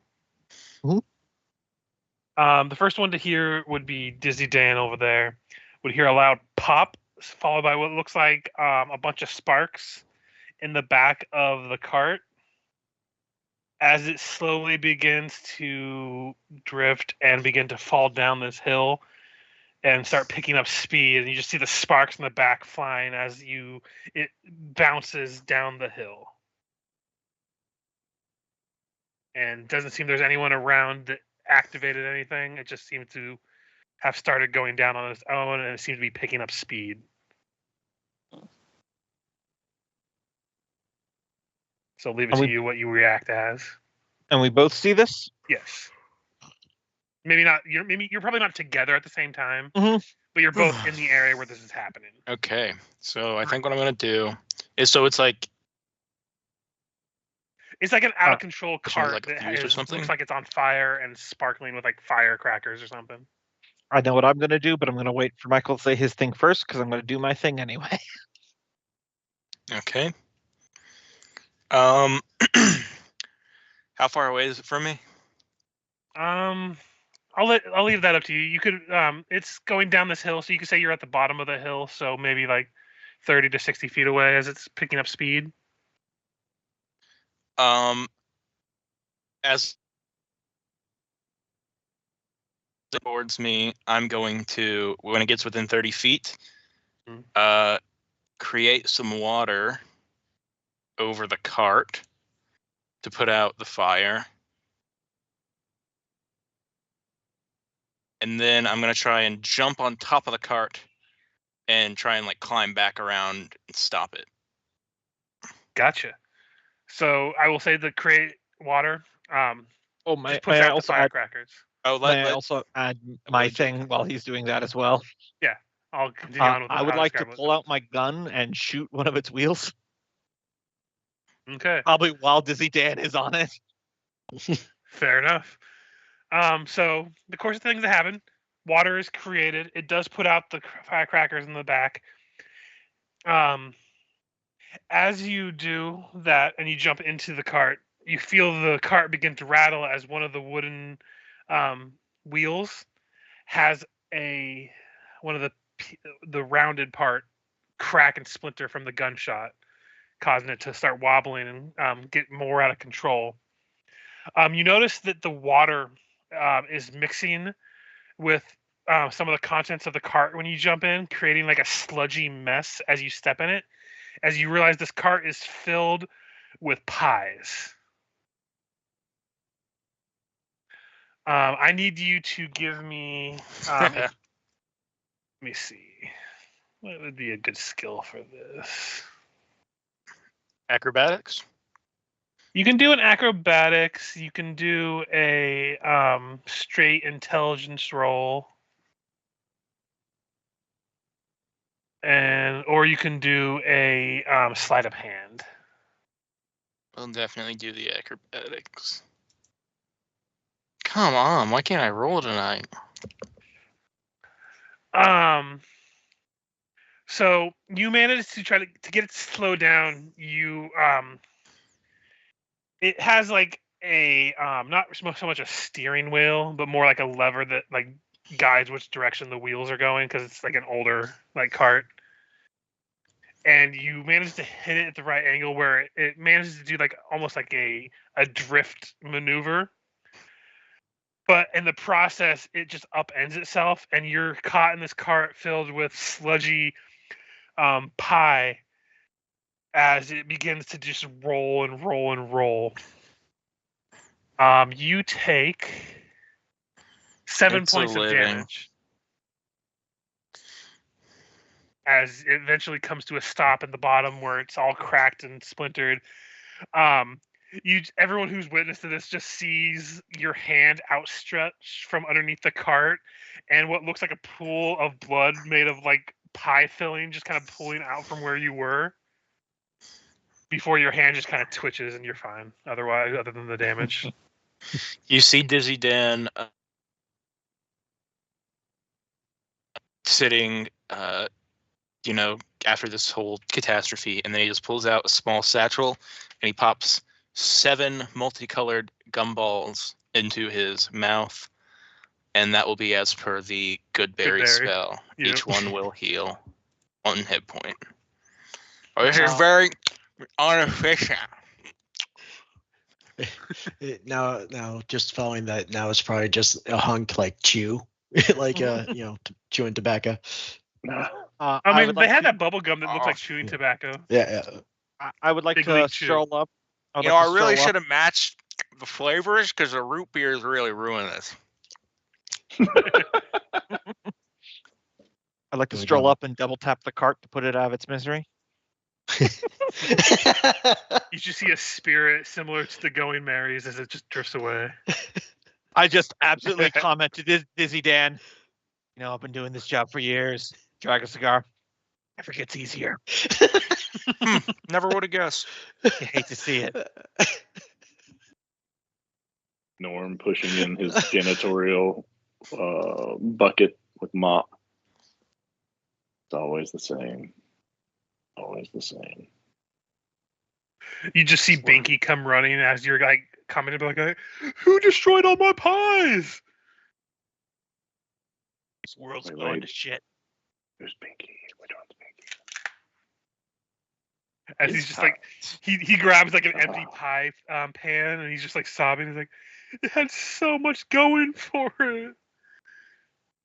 Son, take a little advice from me. Never get attached to just one pie.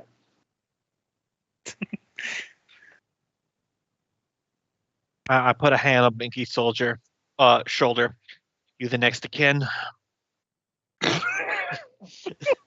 I mean, I baked the pies. They were all lemon meringue. Never got a chance. Meanwhile, you're looking at them. They're all various forms of purples and grays. Mm-hmm. You would see at that point. You would see Board look down at all the ruined pies, drop to his knees. No. Just hands on shoulders, Binky and Board crying over the pies. My hand's still on the shoulder. God, this world. When life gives you lemons, you try to make something out of it. Then it just does this to you. Listen, we'll get Norm to bag this up, but we're going to need you to come downtown to identify the body for the records. Norm reaches into his bucket and pulls out a single sock and hands it to Board to wipe his face with. Thank you. He'd give you a big ol' hug and just like he's grieving, Yeah, you wipe your tears away with a sock. You realize the name on it. You hand it to the owner as Binky. He's like, "Oh, I was looking for that." Takes his one of his shoes off. It's just barefoot. He puts a sock on, puts the shoe bag on. Squish. Yeah. Don't worry, kid. I won't rest until I figure out who did this. Hey, Dizzy Dan, I'm hungry. Let's go get some lunch. But yeah, just seems to be a random occurrence of a cart falling down with some fireworks in a pie cart. Next week on Food Crimes. CSI Food Division. Yep. They left it in the oven for a full hour more than they had to. God, these people make me sick. Listen here, Johnson. I'm the one who takes care of ham-based crimes. Mm-hmm. You stay in the dairy department. Damn it, Bill. We both know you're not cutting the mustard.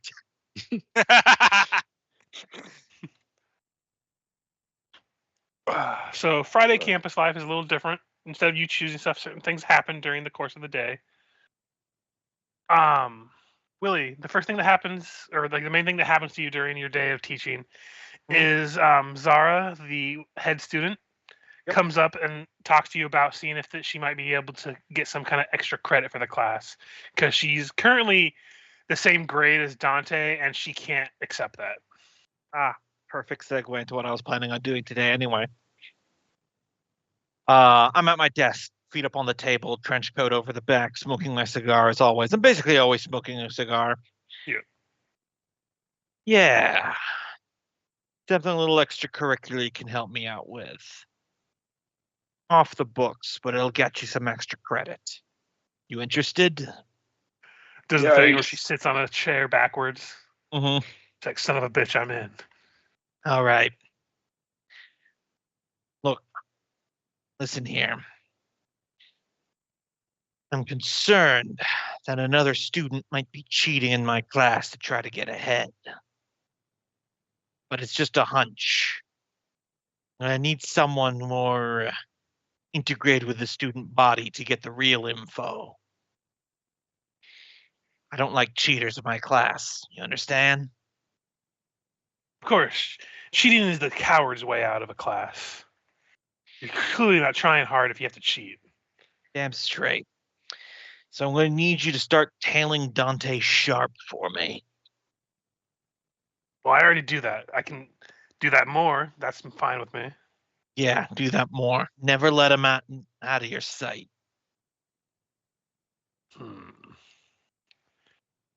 Yeah, she's like, I think I got away. Cue hilarious montage of them being on a date that's not a date, that they're just hating each other, but they're still technically on a date. See, that's the thing is that I was going to later in call Dante sharp and do this exact same talk. I was going to tell him to start tailing her. Yeah, I was going to say, the follow-up would have been him coming in and being like, instead of asking for extra credit, him being like, okay, how can I lower Zara's grade? Can you help me with that? Listen, and then, yeah, it would turn into the same thing. I'm concerned that Zara might be cheating. It's very much the exact but opposite conversation. Yep. And it just goes up to them. They're talking to it looks like they're trying to be polite to each other in the class when they're talking to each other. And like Zara brings up the fact that they probably should have a study session. And Dante's like, they're like talking through their teeth. It's like, yes, I know a great cafe. We can have some tea and cookies while we study. And for 100% the record, and props on reading in my mind here, Richard, but for 100% the record, Willie genuinely believes he just put 2 of his students under surveillance. He has no idea what he just set in motion. Of course. Give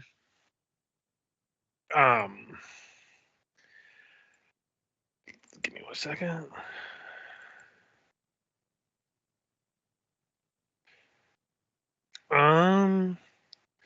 Yeah, so Board, you're approached by Balthasar during your classes. You're always talking to him because he's always giving critiques of different people doing different kind of maneuvers. He's kind of come to terms with the fact that you're going for more of the jovial, like pratfalls and more destructive kind of acrobatics rather than just like the classic like flips and shit. And it's like, I gotta say, I have been trying to promote all the Spirit Week nonsense to all my classmates or all my students. But I gotta say, I think you would be perfect in the slapstick obstacle course. Yeah. Each of the teachers here have the right to try to make a group for one particular project, and if it wins, we get to have our own reward. And let me level with you. I need this. Okay. I need a win. Okay. So what's the event about? And he describes it. It's basically just an obstacle course, but the whole thing is the entire time you're sliding, slipping, and stumbling your way through the obstacle course, there's like greasy floors, there's banana peels, there's random things that happen in the obstacle course that just you could fall and fail at any time. But the whole point is to have the pratfalls happen, but continue on and not get stuck in the obstacles. So as he is describing this, Board's expression is just getting more, excited and just like, yes, I'm in, I'm your man. Let me. Good, because on that same day there is the human pyramid races. You look strong. I assume you're strong, right? I'm pretty strong. And he would I flex. need someone to hold up as the base of the pyramid. Can you do that? I'm going for a reverse pyramid technique. I got you. I can do this. Just I need the crowd. I need that run. I need them cheering. Don't worry, all eyes will be on you. I will make sure there is cheering. I've got this. And if you fuck this up, nothing is going to happen because this is just a game. Even better. I can live with those odds. Everyone. Actually, could we Mhm. retcon that and say, "Don't tell me the odds." There you go.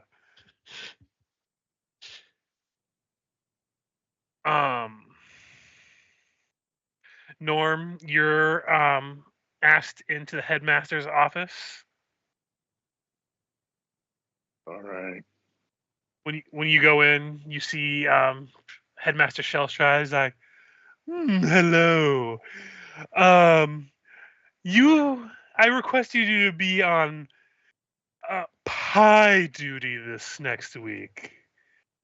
Okay. There is going to be a lot of cream pie messes around the quad. I would hate for people to fall and die. What? Well, yes, they're just so slippery. People can step on them, they could slip and break a neck and die. It could be horrendous. Oh, heard of banana peel slips, but pie slips would take the cake. No, they would take the pie. I already have someone on cake duty, and I have somebody on banana peel duty. But you seem like a pie man. My bucket's always here, and he holds it up. Yes. Try not to let anyone die. That would be terrible. There've been deaths. There've been multiple deaths. Why do you keep talking about people dying? Because I don't want it to happen. Okay. You need your trash cans emptied. Yes. I had a cold this week. It is full. Looks over. Giant snow cone of tissues piling over the trash can. Oh, okay. Just takes it and starts dumping them in his bucket. Yeah. The silver lining, at least you're not on duty. That's true. That is the worst duty of all the duties. Why are you always talking about murders? Because I don't want it to happen. I talk it out of existence. Richard, did you ever see the Saturday Night Light skit? Oh yeah, no, I'm Daylight? bummed. Yeah. No, that's exactly what this guy's supposed. I'm bummed, but I wasn't bummed. I was stoked. I fucking love that episode. Yeah. That one and the Timothy Chalamet one where he goes on and acts like a white rapper. Mm-hmm. That one also. Oh yeah. Yeet, yeet, skirt, skirt. Yep. Oh God. We got some good ones in there. Yep. I mean, that's kind of what SNL is there's crap ones, there's okay ones, and then there's just brilliant ones. Oh yeah. My favorite one was what was it? The Celebrity Jeopardy with Will Ferrell in it. Mm-hmm. And the one that was played by Norm Macdonald. He kept I can't remember what sitting on a gold mine, Trebek. But he called himself Turd Ferguson, but he was actually named something else. Mhm. Yeah. There were like 3 or 4 of those that were just awesome. Turd Ferguson and the Penis Mightia. Wait, the Penis Mightia? You're sitting on the gold mine, Trebek. But yes, that is definitely the no, I'm bummed guy was definitely my basis for Turfin. Yep. Tassalara, you were also approached through a couple different people. Mhm. The Professor Tilda Main comes in and asks, since you seem to always have your pet at the ready, if you were planning on performing in any of the animal contests, particularly the obstacle course for your animals. Well, Stecula doesn't so much do tricks as play tricks. Okay. Well, there's no pressure, but if you wish, it is part of my job as a professor to try to organize groups of students for this. It is a way to keep the faculty invested in the whole Spirit Week. But if you're not interested, that's fine too. Yeah, Board's already tried to rope me into the synchronized nonsense one that. You see Trixie grab your collar as you're talking about this because she's sitting right next to you. She sits right next to you during all of your classes together. And she grabs your collar and pulls you. You know, it sounds. Hmm? I was gonna say, it sounds like you're being judgmental, but that is just what it's called. Mhm. Synchronized nonsense. But yeah, Trixie grabs you by your collar as you say this. She's like, "No, you need to join me in the balloon pop maze." And she's kind of like is shaking, but not your collar. She's shaking herself as she says this. Mhm. Well, I can see your enthusiasm. I don't have a problem. And she like blows another balloon. That's not a word I said. No, of course not. You're good people. And she just blows a balloon, and the rat helps her shape it.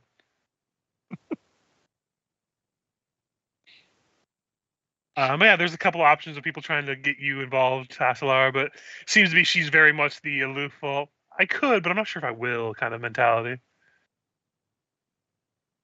Mm-hmm. Mm-hmm.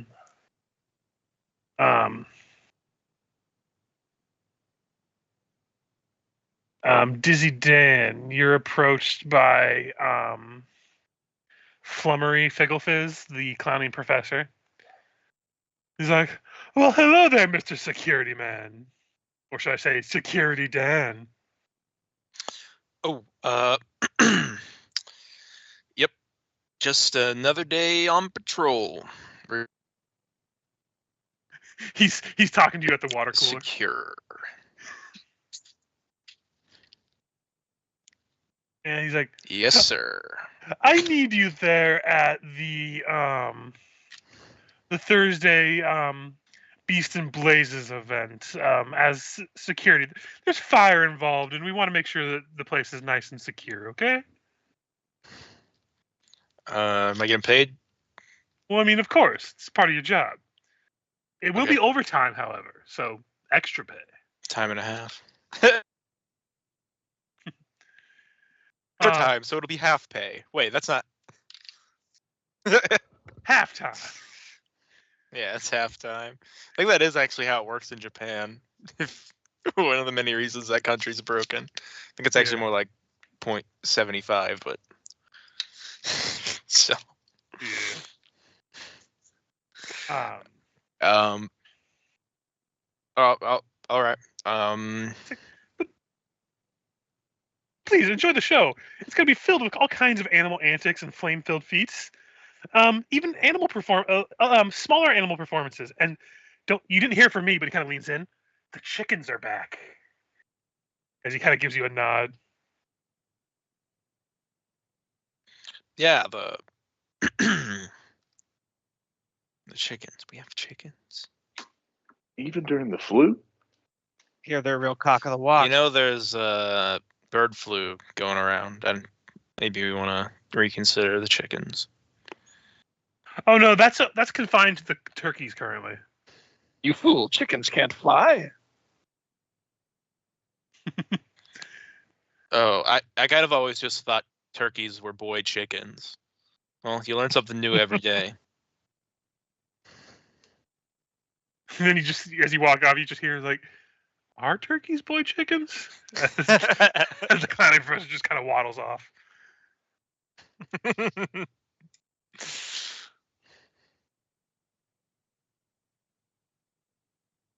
But yeah, as far as like the class time breakdown happens, that's pretty much what happens during the day for Friday. Anything you wish to investigate for the day, or any social interactions or meetings you want to have with anybody? Technically, those are two parts, but they kind of usually go hand in hand with this group. I've noticed. So, Was Norm going to check on the belongings? wait, was Board going to do that, or was Norm going to do that? I was saying Norm's Norm. going to do that because he can get into the warehouse and ask Gimbal Bottom. Nope.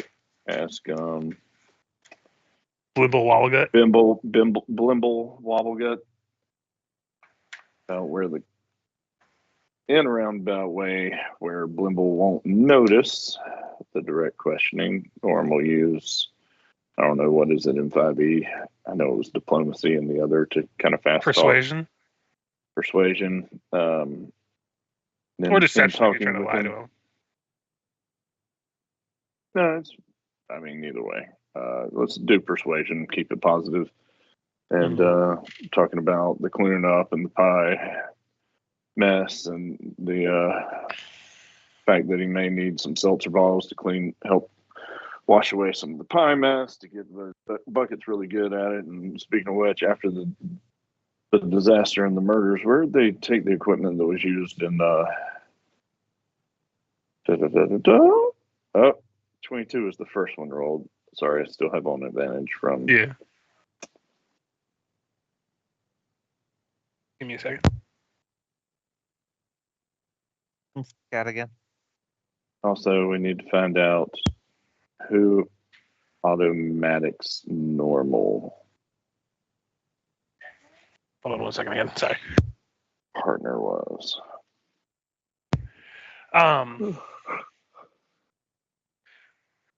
Do you ask him that, or are you just saying that out loud for? No, I'm just saying that out loud because I know Okay. you had to go for a second. Yeah, but he does say that you can go to the warehouse and grab what you need. When you ask him in like roundabout way about like all the stuff about the performance and stuff. Yeah, just when I go into the warehouse and I'm looking in there, did they take the equipment that was in the catastrophes out there? I don't want to mess any of it up. Or where's Like it stored? you're asking him that, right? Like make sure okay. Yes. And he's like, most of that stuff was thrown in the bin of different broken pieces. Some of it's already probably been claimed and reused. You can most of it was just garbage, so don't worry too much about that. Okay. And anything that was actually her belongings were, I think, sent back to her family. So. Good. Then I won't worry about interrupting any of those items. Who was her previous partner? Fuck if I know. I'm just a janitor. You'd have to ask one of the professors. Yeah, I always get the feeling when I talk to them like they look down on us. You ever get that feeling? To be fair, I'm short. I don't know why it's your problem. It's not a problem. It's just a feeling. But no, I get too. But every time we have an employee meeting, I always push for the banning of glitter, and nobody takes me seriously. They think, oh, glitter is a vital part of everyday clowning, but we can come up with other stuff. What about confetti? What happened to good old-fashioned paper confetti? It doesn't get all over every nook and crevice. You don't go home and take a shower and see glitter going down your drain. Amen. And don't we have a confetti machine? We have so many confetti machines. They're never used. It's always glitter. Who really makes that choice? Students, faculty, everyone wants to use glitter. It's the thing. Back in our day, he looks at you like you're the same age as him, but even though he looks older than you, he's like, back in our day, we knew the classy way of performing. Oh, absolutely. Streamers, handkerchiefs, dressing up like a bum trying to hitch a ride on the train and making a wacky, I don't know, tumble. Not any of this glitter bombs, fucking kids today, I tell you. That's the easy way out. You can hide a glitter bomb anywhere. Confetti, you had to think about that stuff way ahead of time. Ever since the invention of that glitter blender, everything's gone downhill, I tell you. 100%. Why don't we just ransack the glitter blender? I keep putting an out of order sign on it, but I'm not going to damage it. I'm a professional. Yeah, professional can't get caught doing something like that, right? No, we cannot. Kind of looks at you for a second, like not sure what you're trying to say. He's like, anyway, go get your stuff to clean that pie out, or yeah, and I'll figure out where the fucking glitter is going to be placed this next week, so I can prioritize. Yeah, you ought to do that because unfortunately I can't help you. I've been put by the headmaster on pie duty. Honorable work, I tell you. Stay strong this next week. Thank you. And good luck to Tiny Tim, who's on duty. I mean, he was late for like 3 weeks in a row. He kind of deserves it. The back end of that deal. Sayonara. Yep. And yeah, you can get access to the warehouse.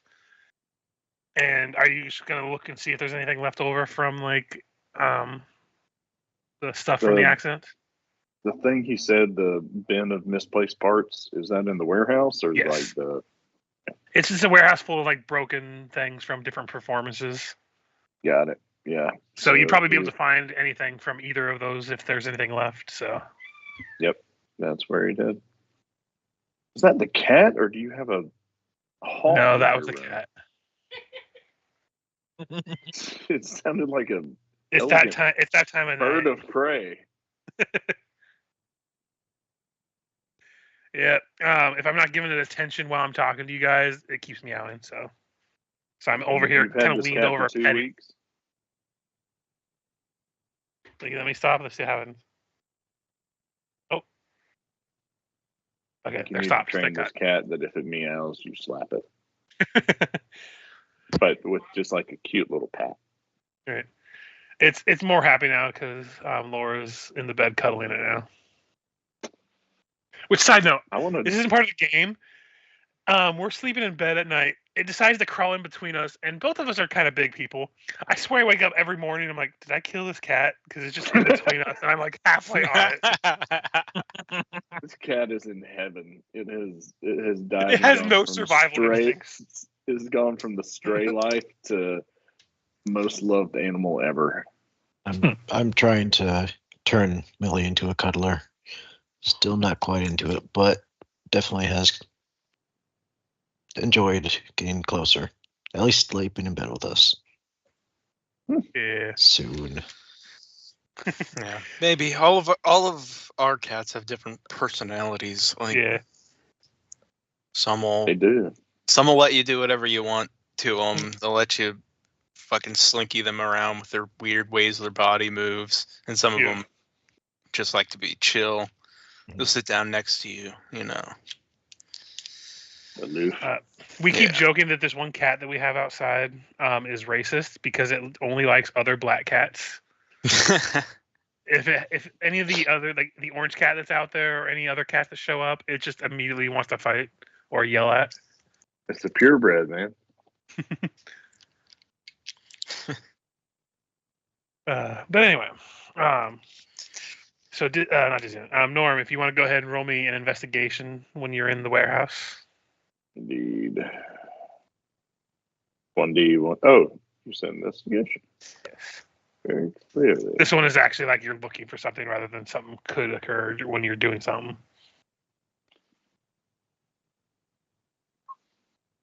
Investigation.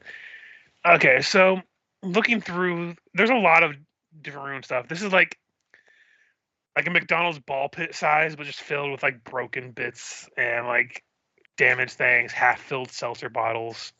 This is just definitely the place where people come to like pick things up to like do whatever they do in the workshop when they need like parts that they just don't really want to care about damaging. He's going to use a mage hand to be helping them go through it twice as fast. We got comically large shoes. No, you see, if the Umbrellas shoes have with- a hole in it for the toe to stick out, that's a feature, not a bug. Mhm. But let me see. All left shoes. Okay, so Tiny car engines.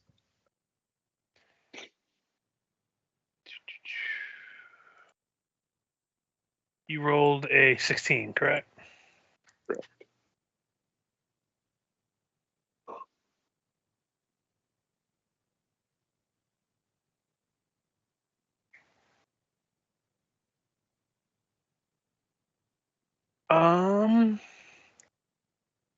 So I'm trying to make sure I give you the right information because I have a lot of this written down in separate like notes. Oh yeah. Do you know how hard it is to find a tiny car repairman? It's fucking ridiculous. Probably easy in this world, actually. Probably all the repairmen are tiny car repairmen. So you don't really find a whole lot. You do find the stuff that has like the blood on it from the previous like murders. You do find the That's pretty important. like nothing like I'm talking about like nothing like that screams out like, oh, this is like evidence other than like, oh, this is where it's from. You know what I mean? Like you don't find like aha kind of moments when you look through it. Mm. Like there's not a lot of it left. Like you see the unicycle itself, you see the seat that had fallen through, as well as where like the cylinder that made up where the seat was that had exploded, the glitter out. I'm gonna take those parts. I'm gonna take the unicycle, the cylinder, and the seat. Okay. It might be important to take that to those who know about Mhm. engineering or what's that called? Mechanical.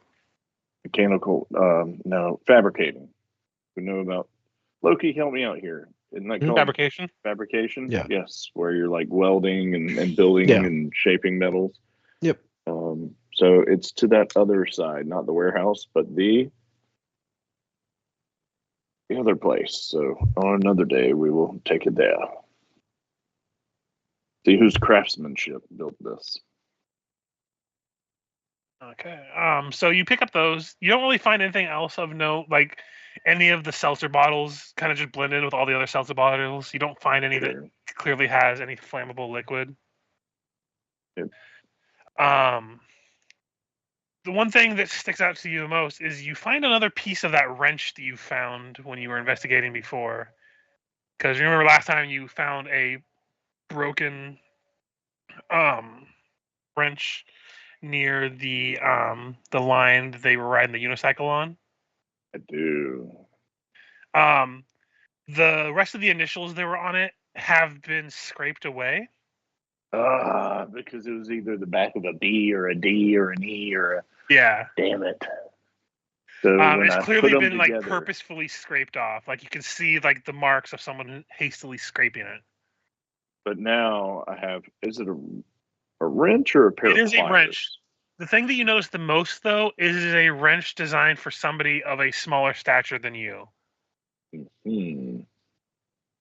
Very good. And you're a medium-sized creature, so you can kind of infer some of that. It's clearly my boss. Okay. But yeah, that's There all you you go. find, which isn't nothing. So, and then,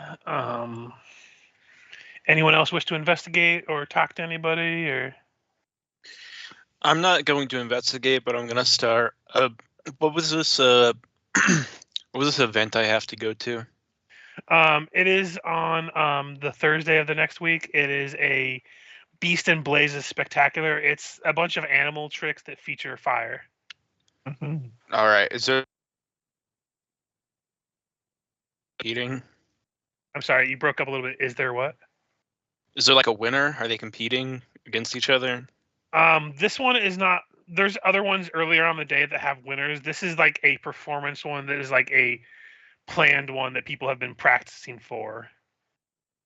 Because a lot of the events are more like long-term planning rather than like the like they're the main events that have like featured people, and then they Yeah. have activities during the day that are like participation ones. You know, that being said, there are people who like, for instance, like the Wednesday one, the Absurdist Talent Review is like a performance one that like people can join. But like the Clown Gladiator games is like a performance one that people watch more than anything else. Same with like the showcase with the misdirection, like illusionary, like magician stage. A lot of those are like people sign up for them, but they practice beforehand rather than, oh, this is just like an event that happened during that day for signees.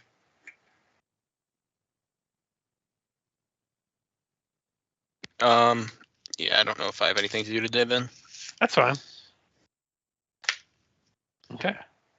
So I guess it's not so much an investigation, but I am ostensibly going to be wandering about to clear my head to think about the mystery, and I would just like to kind of just passively be in the Wall of Shame area.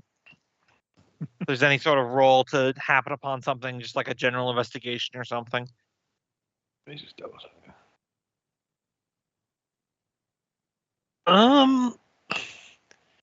Go ahead and for this one, if you're actively looking for something that might stand out, you can roll an investigation. Otherwise, roll me a D100. All right, I'm just gonna roll D100 then. Odds are probably better.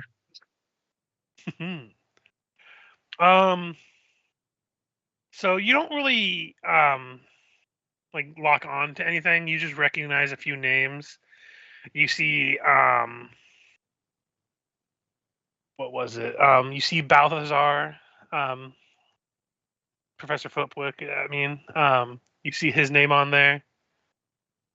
And you see where is it? Blimble Wobblegut's name as well.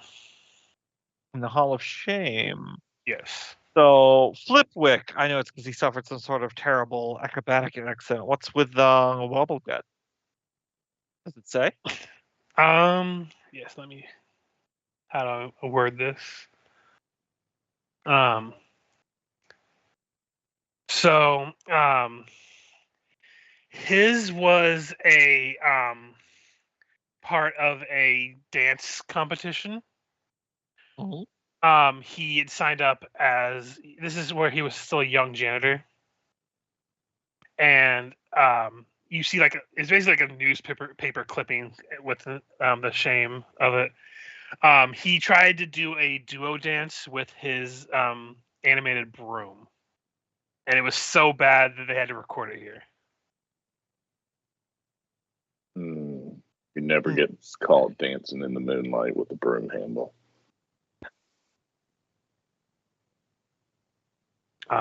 Do you read further on, or?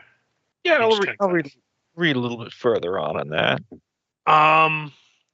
So the performance was so bad that they actually ran out of fruit to throw on stage, which, to be fair, for a clown college, that's just par with the course. Even if you're doing a good performance, some fruit's going to be thrown at you.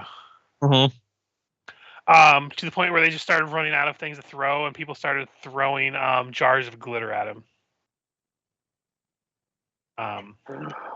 Eventually covering him in a mixture of fruit juice and glitter, where he had to basically run off a stage in shame. That's why he hates glitter.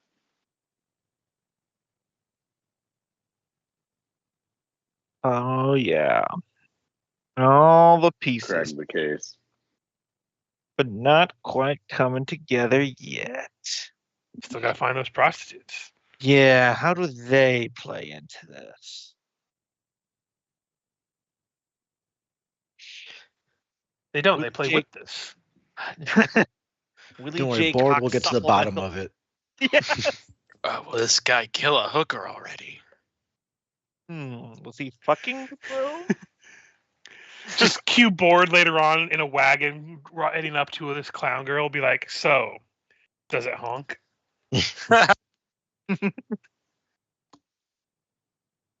Honk first, ask later.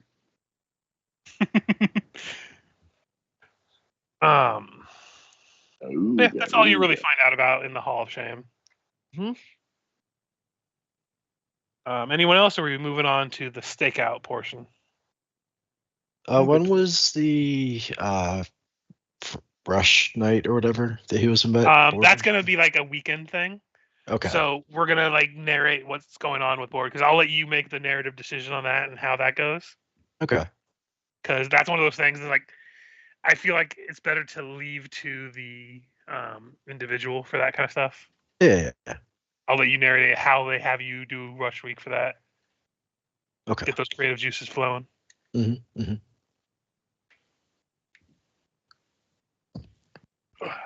Okay. So it sounds like that's the end of that one. So anyone want to do any like stakeouts or any kind of confrontations or anything you would do during like the nighttime? It would. What night is it? This is Friday night. Okay. Ooh. I would like to stake out the glitter machine. It's unrelated to the drugs, gambling, and prostitutes, but the glitter thing is sticking with me. Gotcha. Because if I remember correctly, there's multiple confetti machines, but only one glitter machine that we know of. Yeah, there's only one glitter blender. It's like pretty substantial. It's like if you've ever seen like an industrial mixer for like baking, like how big that is, it's basically that size, but for making glitter. It's what I was picturing. Yeah. So the building itself is like shut down during the night, but as you've seen before, there's not really a whole lot of like strong security, so it's very easy to like just go get a key as being considered one of the like faculty and just go in and everything. And you see it's like halfway filled full of random junk. That you see like different pieces of metal have been thrown in there. You see different plastics because this world is like steampunky enough to have plastic. So I'm just going with that. I had this mental image when you said it's locked up, but there's security. I just had this mental image of being like, I have to get into the workshop, but security's tight. And then it's just Dan at the water cooler, and I just walk past Dan, and he's like, Willie? That's official now. Yep, that's official now. Yeah. But it just looks like it's partially filled. During the night, you do hear some sounds as people seem to be coming into the room. Do you hide, or do you just kind of stay out in the open? Oh, no, I hide. Go ahead and give me a stealth. There it is. Okay. So you, as the grayscale character that you are, just kind of blend in with the dark. As you see some people coming in with some sacks. And just begin to upturn them into the blender. They start emptying them out. You hear one of them talk to the others, like, "So how fine do we want this?" And you hear the other one call out, like, "I think it should be coarse," as they seem to be getting the machine filled up to begin to turn it on. And if you make no effort to stop them, they just turn the thing on and they begin to blend up whatever they threw in with whatever was already in there.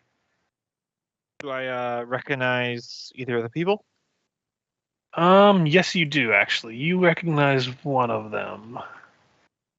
You recognize one of them as the woman you talked to before named Olive. Seems to be with somebody else you don't recognize. Olive from the gambling. Automatic. Yes. I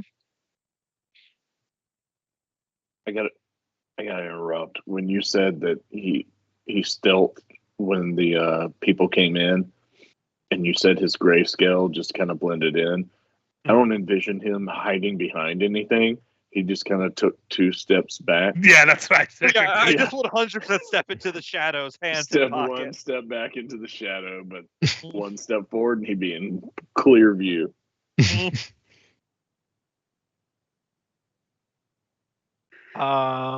know what? Because this is the character I'm playing, I'd like to very dramatically light a cigar in the darkness so they can hear the sound of the match striking. Mhm. Blow out smoke, dramatically stepping from the shadow. Pretty late for extracurricular activities, isn't it? Couple large and loud screams for a second Mhm. as they notice you, and it takes like, we were just making some glitter. It's always just so occupied. We needed to get in a time where people weren't using it, and we're not supposed to be here during this late. But there's no harm. We're just making glitter. What was in the bags? Just glitter stuff. Ba-ba-ba-ba-ba-da. They're not telling you everything that's in it. Ah, glitter stuff. Will it glitter? All right. There he is. All right, kids. I think it's about time you start telling the truth. Start spilling the beans before something else needs to be spilled. I know you're already a part of the secret underground gambling wing. I wouldn't be too shocked if one or both of you were on the glurb too. And now you're breaking into the shop after hours. A lot of trouble you're finding yourselves in. She's like kind of stammering, like, I don't know what you're talking about. Like, there's no underground. We just make bets. I mean, there's no harm in that. No one's getting hurt.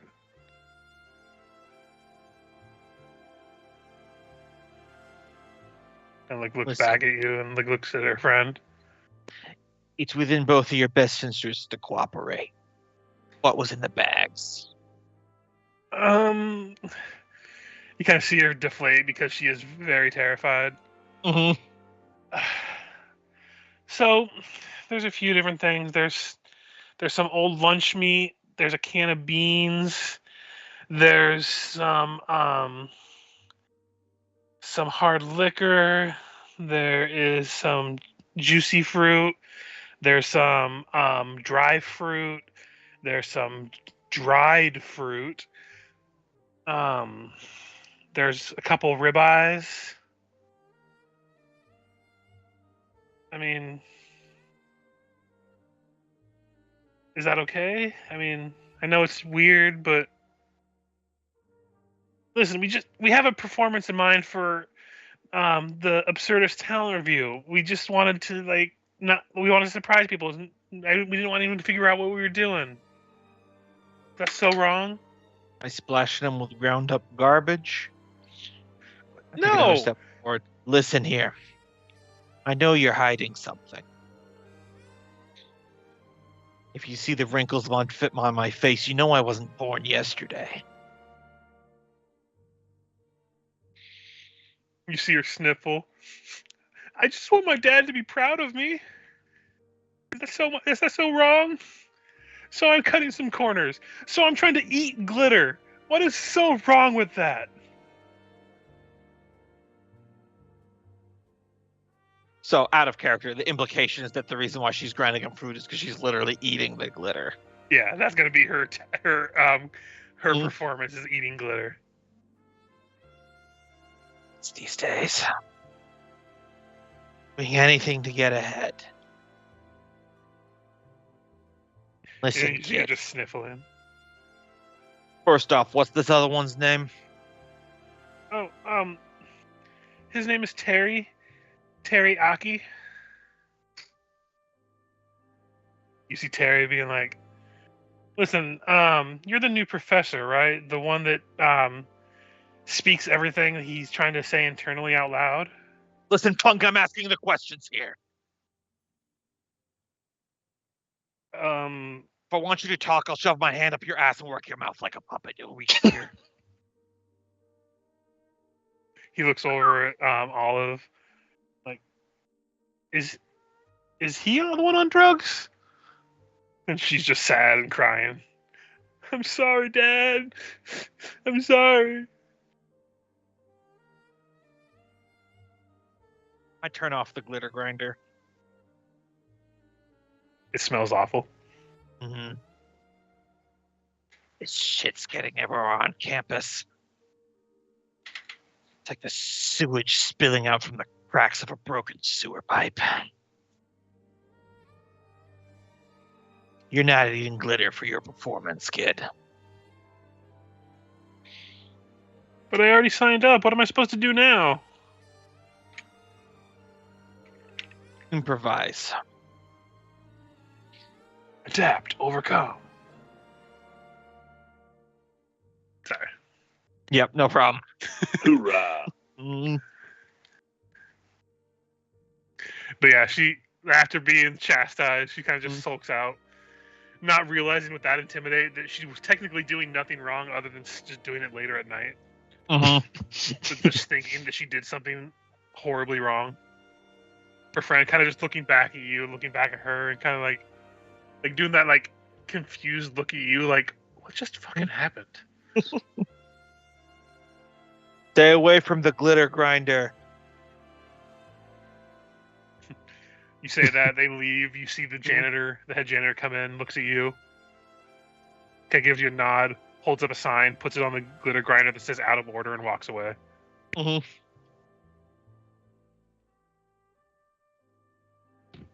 All right. Time for me to do my coin flip here. All right. I'm glad I'm getting these ones. This is good. So I'm alone with the glitter grinder now, right? Yes.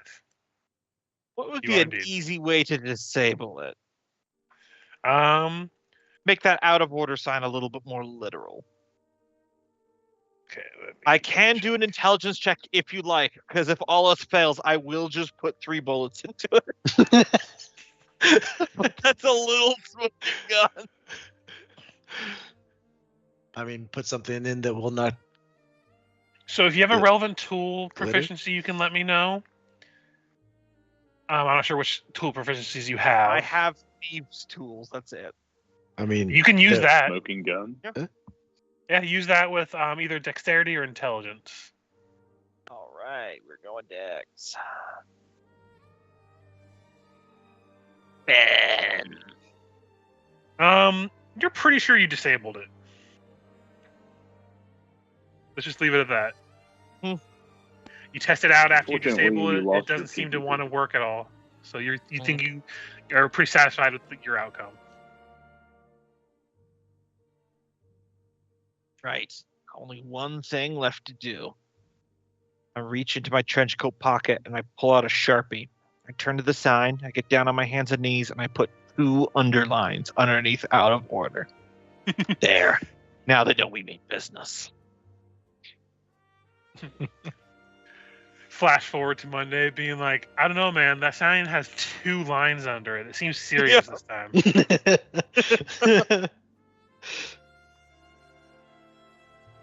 Yeah, that's all I got. Gotcha. Okay. Anyone else do anything late night meandering? Do you say this was Thursday night or Friday night? This is Friday night.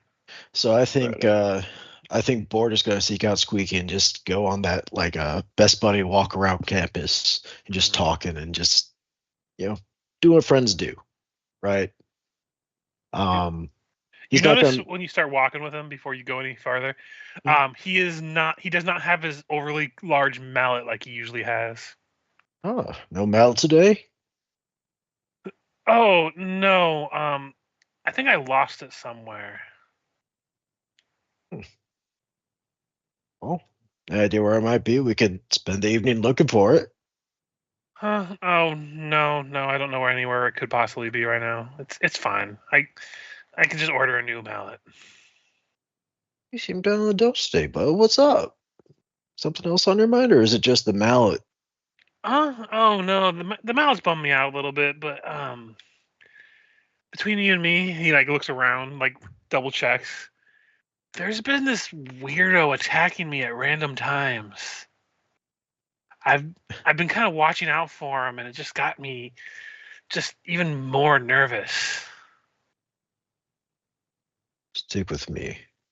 If you see them, point them out. No one hurts my buddy. Okay, I trust you. Couldn't I'll be possibly your be mallet. associated with him. Yeah. He's happy enough to go on a gallivant with you.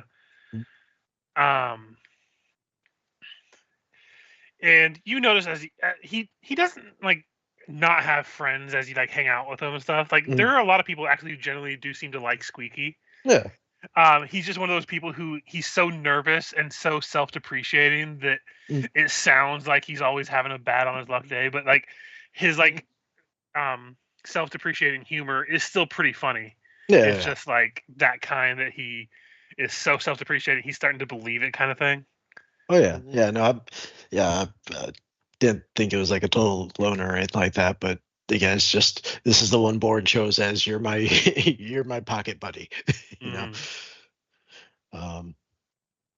And he's not going to really, as they're kind of wandering around, he is going to be in part keeping an eye out for where the mallet might be, but would also probably be keeping an eye out for Trixie. I think he's just kind of a little curious about what she is all about because he hasn't met her yet, and at the same time, maybe like low key, like gain some sort of connection between her and his buddy here, if possible, wingmanning.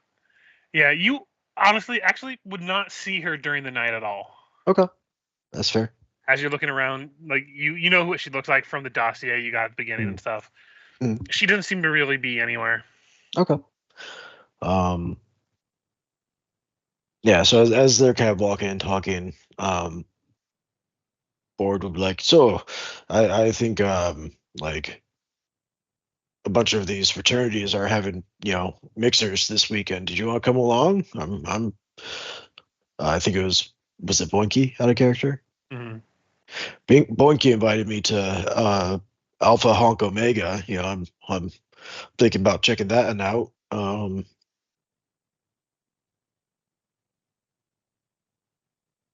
Have you seen much of the frat life around here?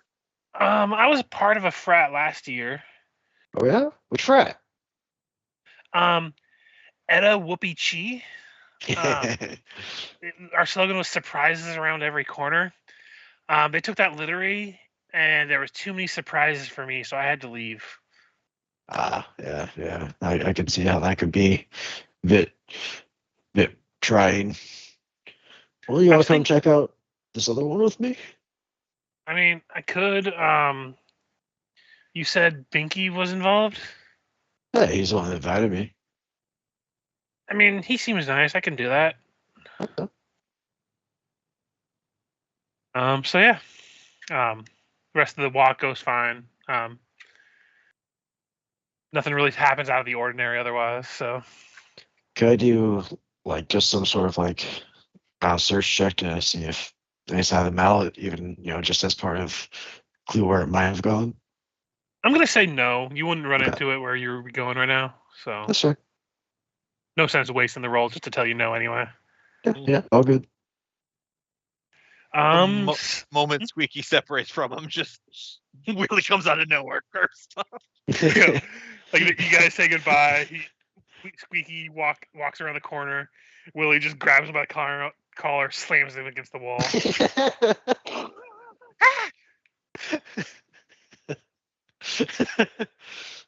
You. I like in the course of the investigation, Willie has just become the terrifying boogeyman of And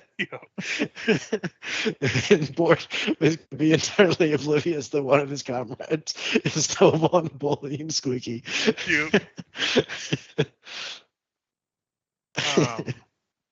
I hit the nerd with a locker. Norm, Dan, Tassalar, would any of you do anything during the night? Yeah, I was going to have Norm work the night shift at the warehouse, pretty much invisible the whole time, because that's what the janitors are to you other people. Gotcha. What do you mean, other people? You clowns. Yeah. There's occasionally some other You janitors that show successful up. people. There's some other. Stop it! Hold on, sorry. The cat was playing with my headphone cord. So there's a few other janitors that come in during the night, while you're watching the warehouse, to throw shit into the garbage pile of just broken shit. Otherwise, not a whole lot happens during the night at the warehouse. All right. Check that off. Ow. Dan or Teslar, would you do anything during the night, or are you just doing your normal stuff? Probably just normal stuff. Gotcha. Yeah, just normal. No worries. What's the Gothic Kids normal Friday night?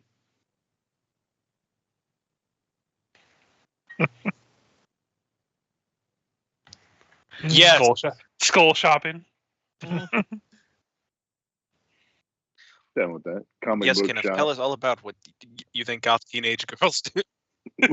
little D&D College shopping. age girls. Come on. College age, yes. Pretty much teenagers. Some of them are teenagers. I, for one, stare out the window while having a drink and muttering, "This city needs me."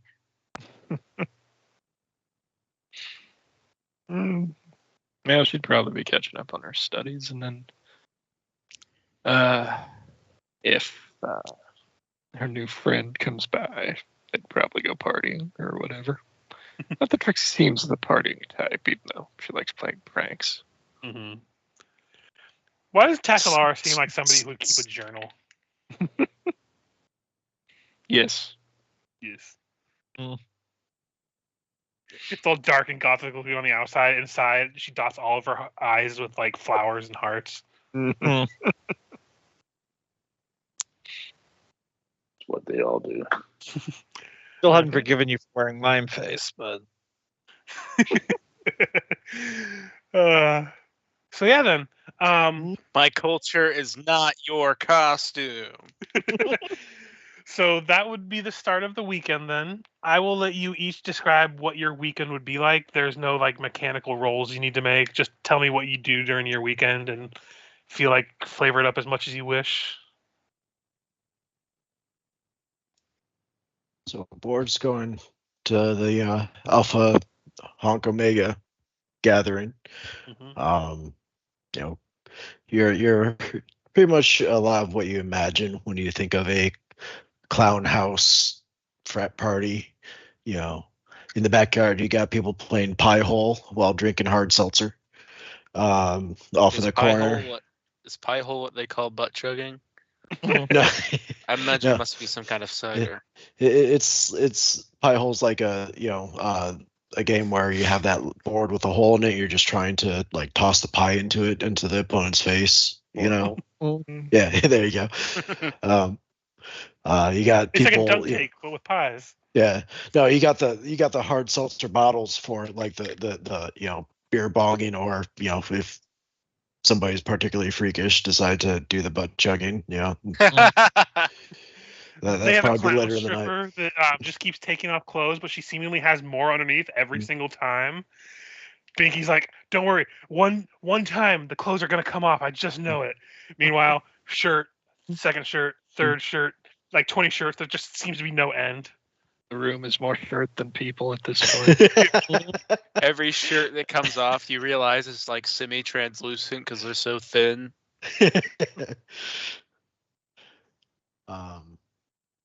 Yeah, I think Board and Squeaky would be, or Board would be pulling Squeaky into the various games going on.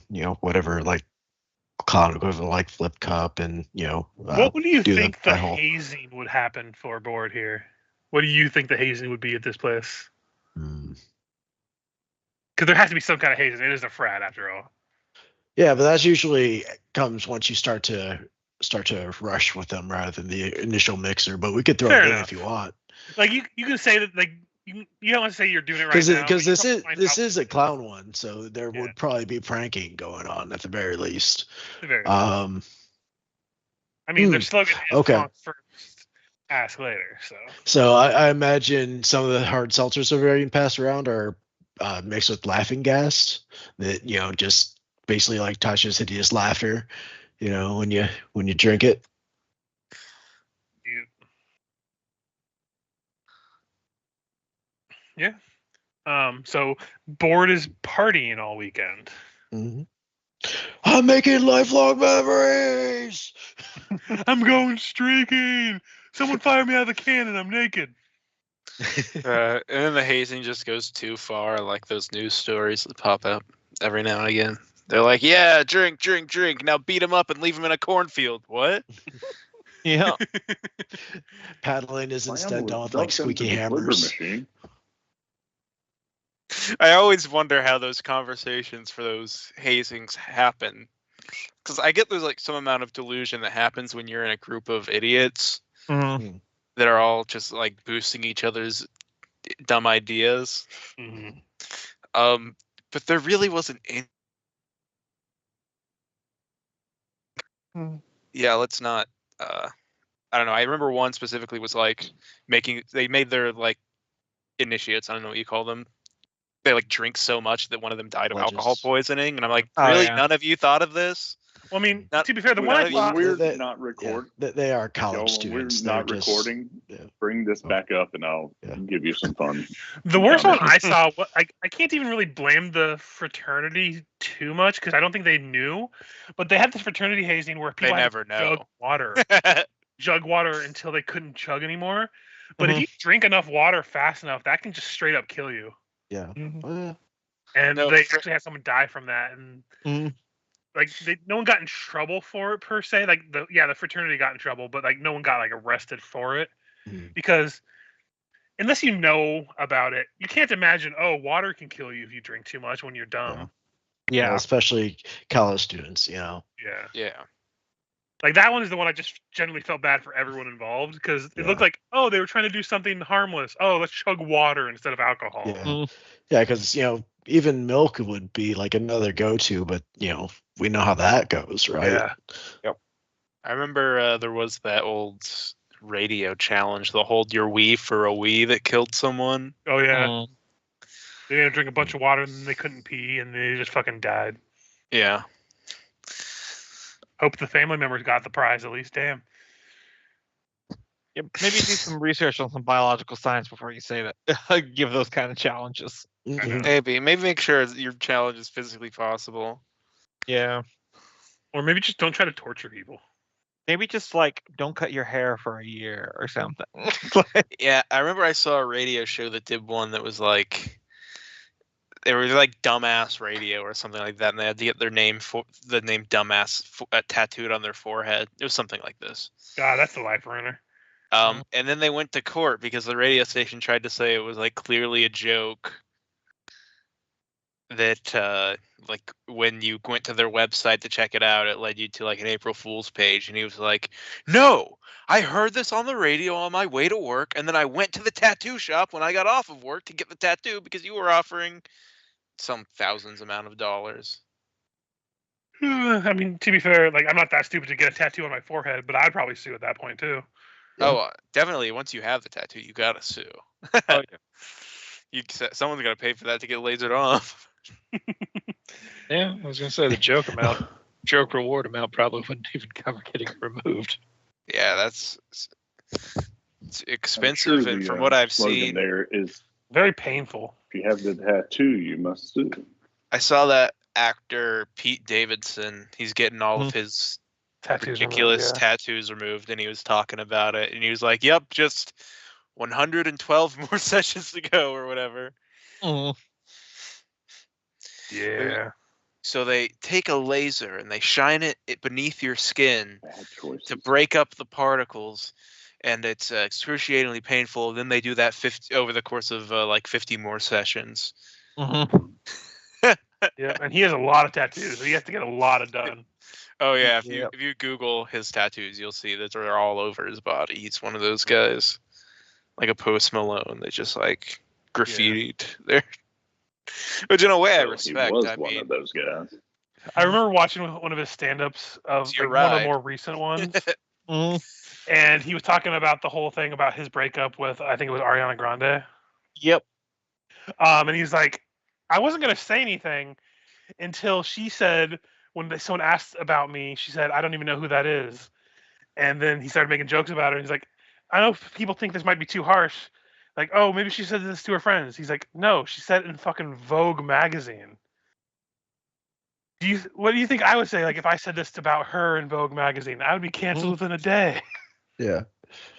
I do love him telling the story about that where he said, yeah, after that I called up Lauren, who runs SNL, and I said, Lauren, guess what? I got married to Ariana Grande. And he said, and then Lauren immediately said, dear God, hold on for your life.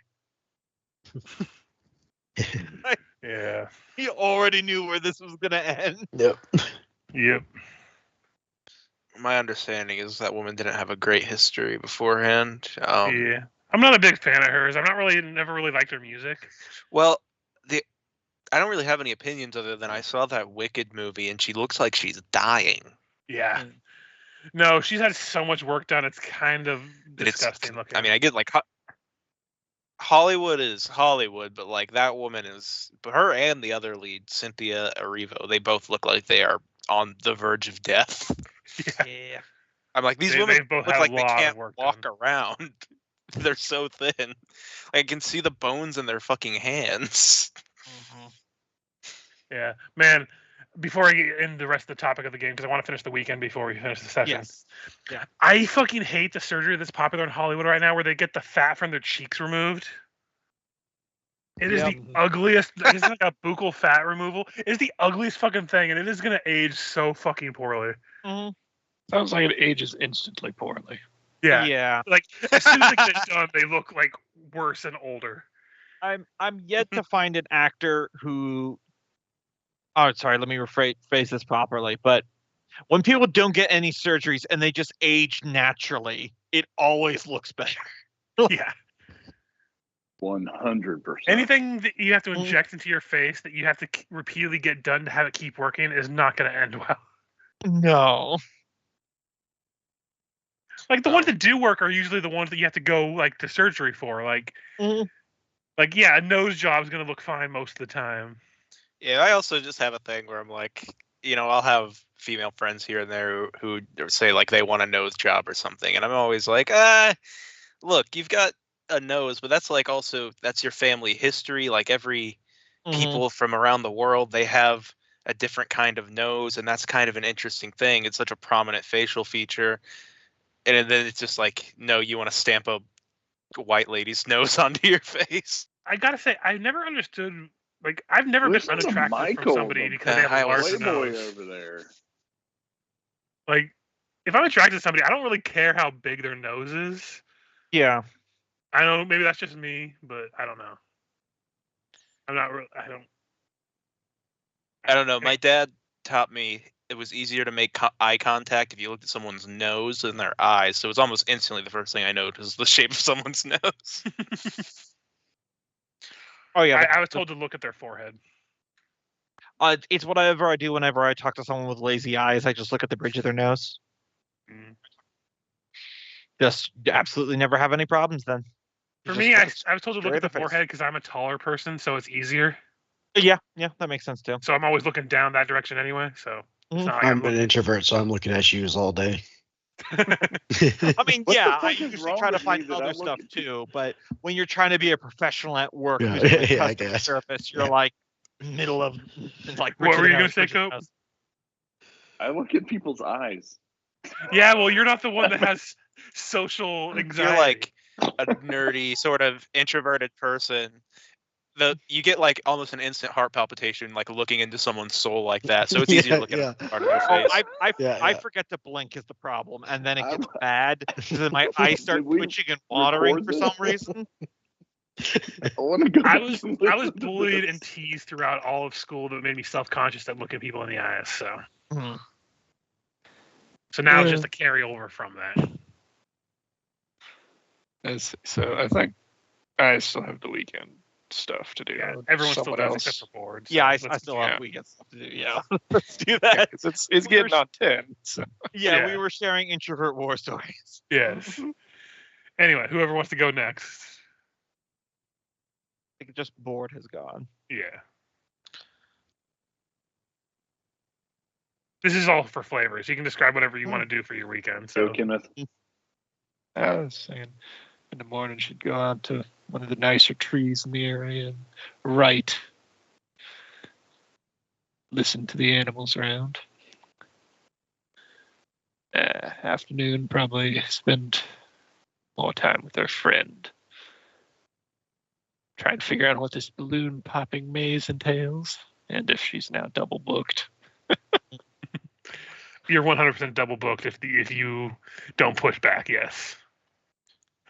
Also, I just picture when you're doing the writing by the tree and stuff during one of the days, it's very much that college thing where there's just some guy carrying some kind of either fiddle, violin, guitar, something in the middle of just trying to impress women by playing the most generic song that they can over and over again. The one half of a song they know. Yes. I've never went to college. I've been to a college clown twice in my version. life, and there's always somebody playing Yeah. a guitar. And they So wait, always back try it to up. go louder whenever someone walks by as well. No, It's- this is Mhm. clown college. So it's and then he starts over, and it's just a hand crank wheel. It's not even a guitar. Yeah. Mm-hmm. Okay. But it brings in the ladies. What's Willie J. Cox do on the weekend then? Hold on, I have an idea. I just need an extra second. Okay, so Yeah. I'll go to someone else if you want a minute. I'm gonna go. I bet pass out drunk on Friday, wake up Sunday evening. Norm, Dizzy Dan, do either you want to go next? Yep, Norm. So as the student body disperses and does their weekend things, Norm has the campus pretty much to himself, to which he attends the big ring and tries to practice and regain his abilities to be the ringleader, and just sits there in the darkness and sun and whatever, as long as no one's around, continuously trying to perform. And that's his pretty much weekend. I have a question for you, actually. Does Norm have a family? Since he's like the oldest person, I think, in the group. Would he have like a wife and kids or anything like that, or would he just be a single guy? He was a traveling circus orphan type. Gotcha. He's always considered people that are gone now, who live hard and fast, short lives, that were performers in the circus that he was in before, raised him. He had tons of aunts, he had tons of uncles, but there was never any kind of mention of a mom or a dad. Okay. Just making sure. And Like, they I figured They I'd were ask. just called aunts and uncles, yeah. Cool. So Norm tried to regain his performance prowess during the weekend. Yeah. Continuous wild magic mishaps. Dizzy Dan, Willie, either one of you want to go? So today, a rather large bull is going to start walking around campus, and Dizzy Dan's going to spend most of that day trying to avoid him. Yeah, just the bulls just going around the campus. The students that are there kind of just look at it like confused, but it doesn't seem interested in anyone but one particular person that it can't find. Okay, so what's the stick there? He's clearly a rodeo clown. Maybe. Come on, let us in on it. That's Michael's prerogative. That's who I'm talking to. Well, he's muted, so I don't think he's responded to you. I'm waiting for a good time. Slow down, brother. Let it simmer. Mm,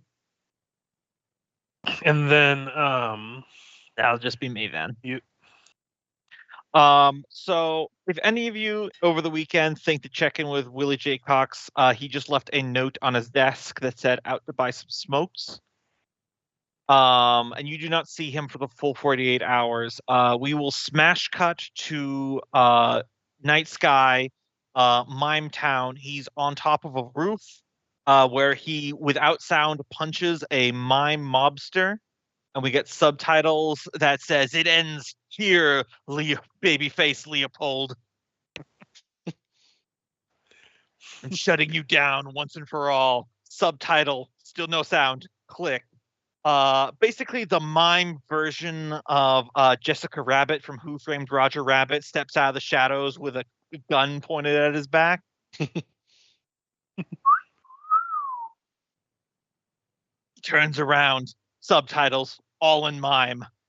I should have known you calling in that favor was meaning trouble. With me taking Babyface out of the way, now you can take over the rackets in Mime Town.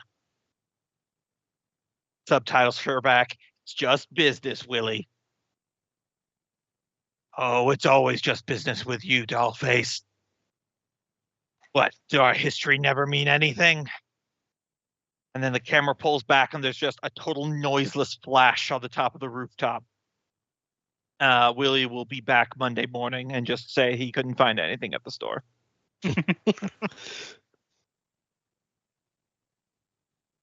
I love just. I love it. Just an entire side story. Yeah. I just love that you've just kind of committed to, he knows the mimes more than anything. He grew up in the mime area. It was just a joke that happened in session 1 that explained both the black and white aesthetic and also fits him into this clown world without seeming like a weird vestigial limb of a film noir. Oh no, I'm not complaining. I like it. Yeah. And then the weekend settles down as you all have to approach Monday. And if you think the college was crazy before, it seems to just amped up, which we will take place next time. Yep. So I know this is a slow burn in terms of like combat and stuff, but I hope you all still. I am having so much fun. Oh yeah, big time. Yeah. I just know we usually do pretty combat heavy campaigns and stuff, but I wanted to go for something a little different. No, I'm loving this. Oh yeah, I am all down. I don't even know how my character would fight, so I'm good. Well, that's why I had the thing in there where it's like improvised weapons, like because anything you're gonna have, if you have a fight, I didn't want you to be like, oh well, I don't have a weapon on me because why would I have a weapon on me? I work at a school. But you could just say that you pick up a giant rubber chicken and smack somebody with it, and you can have it as one of the improvised weapons that I had on there. I work in a school. I'm a janitor. I have 7 pistols that I have taken out of lockers today. I very much have a gun. I live in Texas. Our teachers have guns. I just want to take a sec to say how much I loved you doing the double tap on the card and just how emotional that got. We just rolled with it. That was so good. It never gets easier. I really wanted Norm to. Y'all were doing so good that I wanted Norm to walk in like, "Oh my god, this is a nasty scene." But the double tap, it just needed to peak there. Yeah. I'm sorry, which double tap? Remember the when runaway he killed cart? the cart? Then it crashed, and I said I'd come over, and I shot it twice to put it out of its misery. Okay, yeah. Right before he said that, I was thinking Norm was going to wheel in and go do like the Tommy Boy ambulance man. Oh my god, this is a terrible scene. But no, double tap was good. Norm just walked in to clean it up. Excuse me.